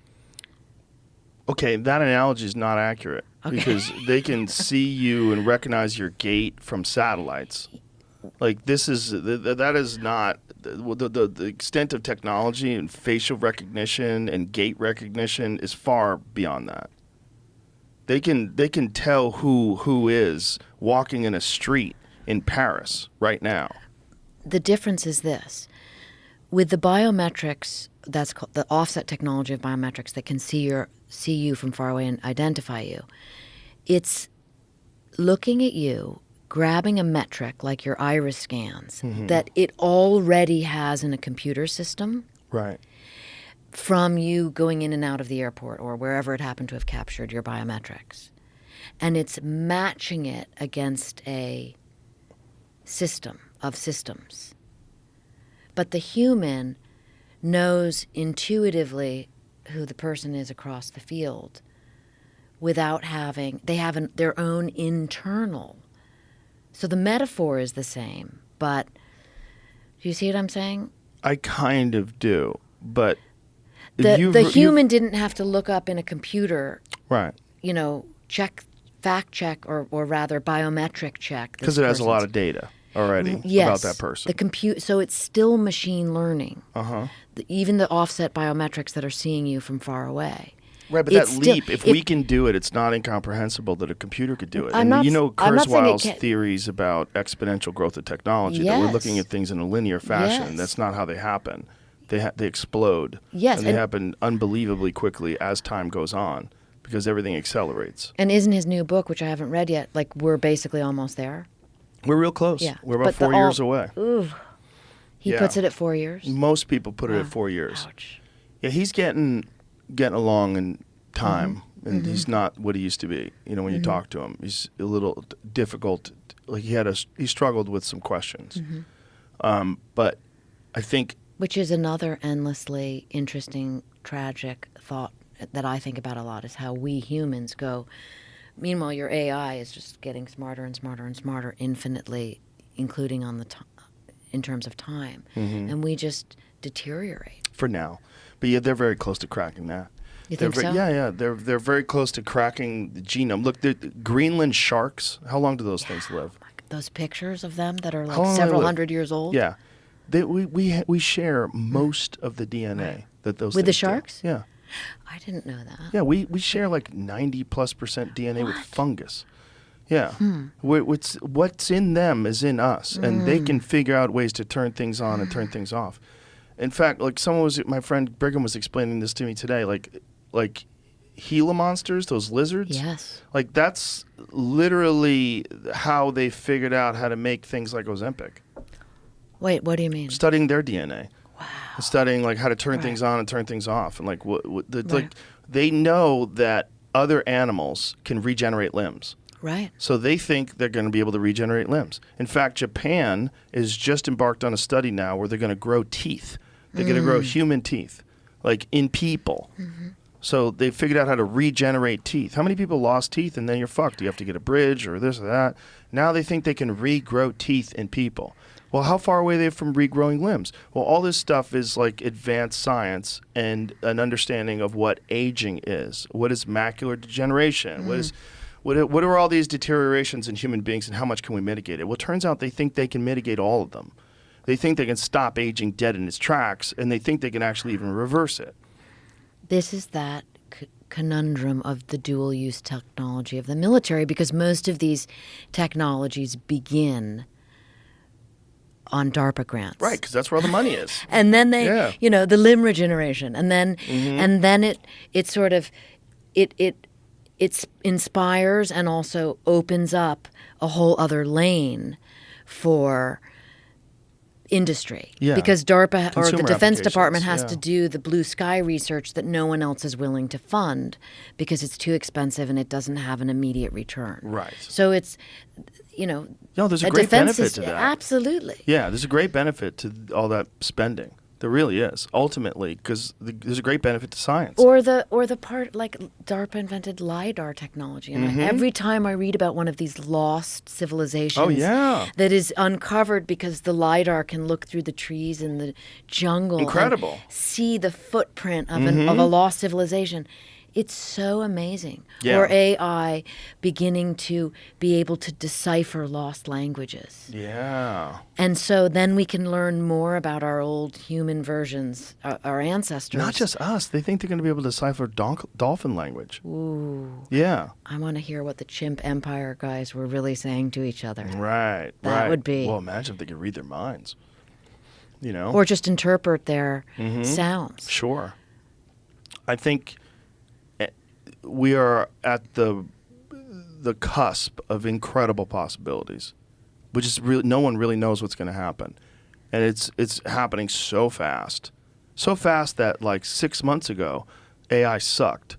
Like consumer level AI sucked 6 months ago, and now it's insane, and now there's these video generating AIs that on a prompt can make a realistic film, like a movie of people doing things. You've seen that, I'm sure. I saw that. Goodbye Hollywood. Incredible. But Incredible. Wait, I want your thought for a second on the optimistic part of the future with all of this technology, because we're in agreement that the technology is incredible and has the potential to take us and is taking us to these remarkable places. So why is it then that it's so looked down upon or thought of as perhaps Pollyanna-ish, to see what Reagan did, that like to stop seeing everybody as an enemy that must be killed and do the Gorbachev, like see them as an adversary. You want to beat your adversary. You want to beat your opponent. You want to, in a sportsmanlike manner. You want to be better than them. You want to outperform them. But you don't necessarily need to kill them. I don't know if that's the difference between being a woman and a man, but why is it that there isn't more of a movement toward this idea that we as a world have all this incredible technology? Why? I mean, it sounds silly even saying such a thing, but I'm saying it. Why isn't there a movement to stop looking at people as someone to kill? Well, I think there is with individuals. Okay. I think most individuals feel that way. Most people that you talk to about, when they talk about other individuals, they don't want to have a conflict with other individuals. They want to live their lives. They want to be with their family and their friends. That's what most individuals want to do. When we start moving as tribes, then things become different. Okay. Because then we have a leader of a tribe, and that leader of a tribe tells us that the other tribe's a real problem, and we're going to have to go in and get them. And if we don't, they're a danger for our freedom. It's the same problem that we talked about before. It's human beings being in control. And if AI can achieve the rosiest, rose-colored glasses version of what's possible in the future, it can eliminate all of the stupid influences of human beings, the cult of personality and human tribalism. It can eliminate all that stuff. You think it's inherent in humans? I think it's a part of being a primate. It's what we see in chimp empire. I think it's what we see in monkeys tricking them that there's an eagle coming so they can steal the fruit. It's a part of being an animal. It's part of being a biological thing that reproduces sexually and that is worried about others. and then confines with its tribe and gets together. It's us against them. This has been us from the beginning of time. And for us to just abandon this genetically coded behavior patterns that we've had for hundreds of thousands of years because we know better? No, we don't know better enough. We know better now than we did then. We know better now than we did when Reagan was in office. There's more people that are more informed with how the way of the world works, but there's also a bunch of infantile people that are running around shouting out stupid shit and doing things for their own personal benefit that are ultimately detrimental to the human race. That's all true too. And that's always going to be the case. There's this bizarre battle of our brilliance and our folly going back and forth, good and evil as you were. That's it. But brilliance and folly is a more interesting way of looking at it than good and evil. Yeah. Which automatically puts it in, a moral context, which makes people even argue further. But it's all part of it. The good and evil is a part of the decisions of brilliance and folly. Brilliance is good, folly is evil. It's stupid. It leads to death, leads to destruction, leads to sadness. It leads to loss, it leads to pollution, it leads to all these different things that we have a problem with. I don't know what's going to happen, but I do think that we're the last of the people. I think we're the last. I think, especially you and I, because we grew up with no answering machines. We grew up back in the Dizzy. We grew up when you left your house, you were gone. Nobody knew where you were. My parents had like 10 pictures of me before I was like 10 years old. They didn't know where the fuck I was. I left the house. I was a dream. When you saw the person again, you're like, oh, you're real. Like, you didn't know where they were. They were out there in the world. When you went to find your friends, you had to go to your friend's house and hope they were home. Hey, is Mike home? No, Mike's not home. Yeah. Okay. And then you'd leave. I'll go find Mike. Maybe Mike's at the school. Maybe Mike's at the gym. Maybe Mike's at the park. You didn't know where anybody was. The world wasn't connected. Now it is. That's in our lifetimes. And I think in our lifetimes, we're going to see something that makes that look like nothing. Makes this connection that we have with each other now, which seems so incredible, it's going to make it look so superficial. It's going to look like smoke screens. It's going to look like grunts that we make to point to certain objects. It'll be 1980s Empire instead of Chimp Empire. Yeah. Right? It's going to be weird. It's definitely going to be weird, but I don't know if it's necessarily going to be bad, because ultimately humanity, if we don't fuck ourselves up sideways, and again, apocalypses are real, but they're generally local, If we can look at what we are now as a society, things are safer, we are more intelligent, you're more likely to survive disease and illness, despite all of the rampant corruption of the pharmaceutical drug industry, rampant corruption of the military-industrial complex, all the craziness in the world today. It's still way safer today than it was 1,000 years ago. Way, way, way safer. And it's way safer probably 1,000 years ago than it was 1,000 years before that. I think things always generally move in a very good direction because that's what's better for everybody. Ultimately, everybody wants the same thing. As an individual, what do you want? You want your loved ones to be happy. You want food on the table. You want a safe place to sleep and live. You want things to do that are exciting, that occupy your time, that you enjoy, that are rewarding. That's what everybody wants. We're moving collectively in a better direction. So I'm ultimately hopeful, and I'm ultimately positive. When I think about the future, I think it's going to be uber bizarre and strange, but I don't necessarily think it's going to be bad. I've just accepted that it's happening. And instead of being filled with fear and anxiety, which I am sometimes still, sometimes I'll freak out about it. But ultimately... You freak out about technology specifically. I freak out about war. I freak out about technology. I freak out about the fact that the world can change. Yes. There was a while that I was getting anxiety late at night. Like my whole family would be asleep, and like right after the invasion of Ukraine, I think it was when it really started. When I'd be alone at night, I'd be like, the people that lived in Hiroshima had no idea that was coming. Yeah. The people that lived in Dresden, the people that lived anywhere where crazy shit happened. Before it happened, things were normal, and then they were never normal again. And so I just kept thinking that one of these morons somewhere could do something, or a group of morons can do something that forever alters everything, and then we're in Mad Max. Which has happened before in different parts of the world. Yes. I mean... And is the idea of nuclear war a scenario that your worst nightmare, that concept that's keeping you up late at night, Yeah. I want to say don't read, but I think you should read this book because you, with your voice and your reach, it's wise to realize how we're not going to even have an opportunity to see what happens to AI. Right. If one madman with a nuclear missile decides to do a bolt out of the blue attack. And that's possible. And that is possible, and that's what everyone in Washington fears. And I think this goes back to the idea that it's great 10, 20 years later to be like, oh my God, look what they were doing. Can you believe they covered this all up and learn from it?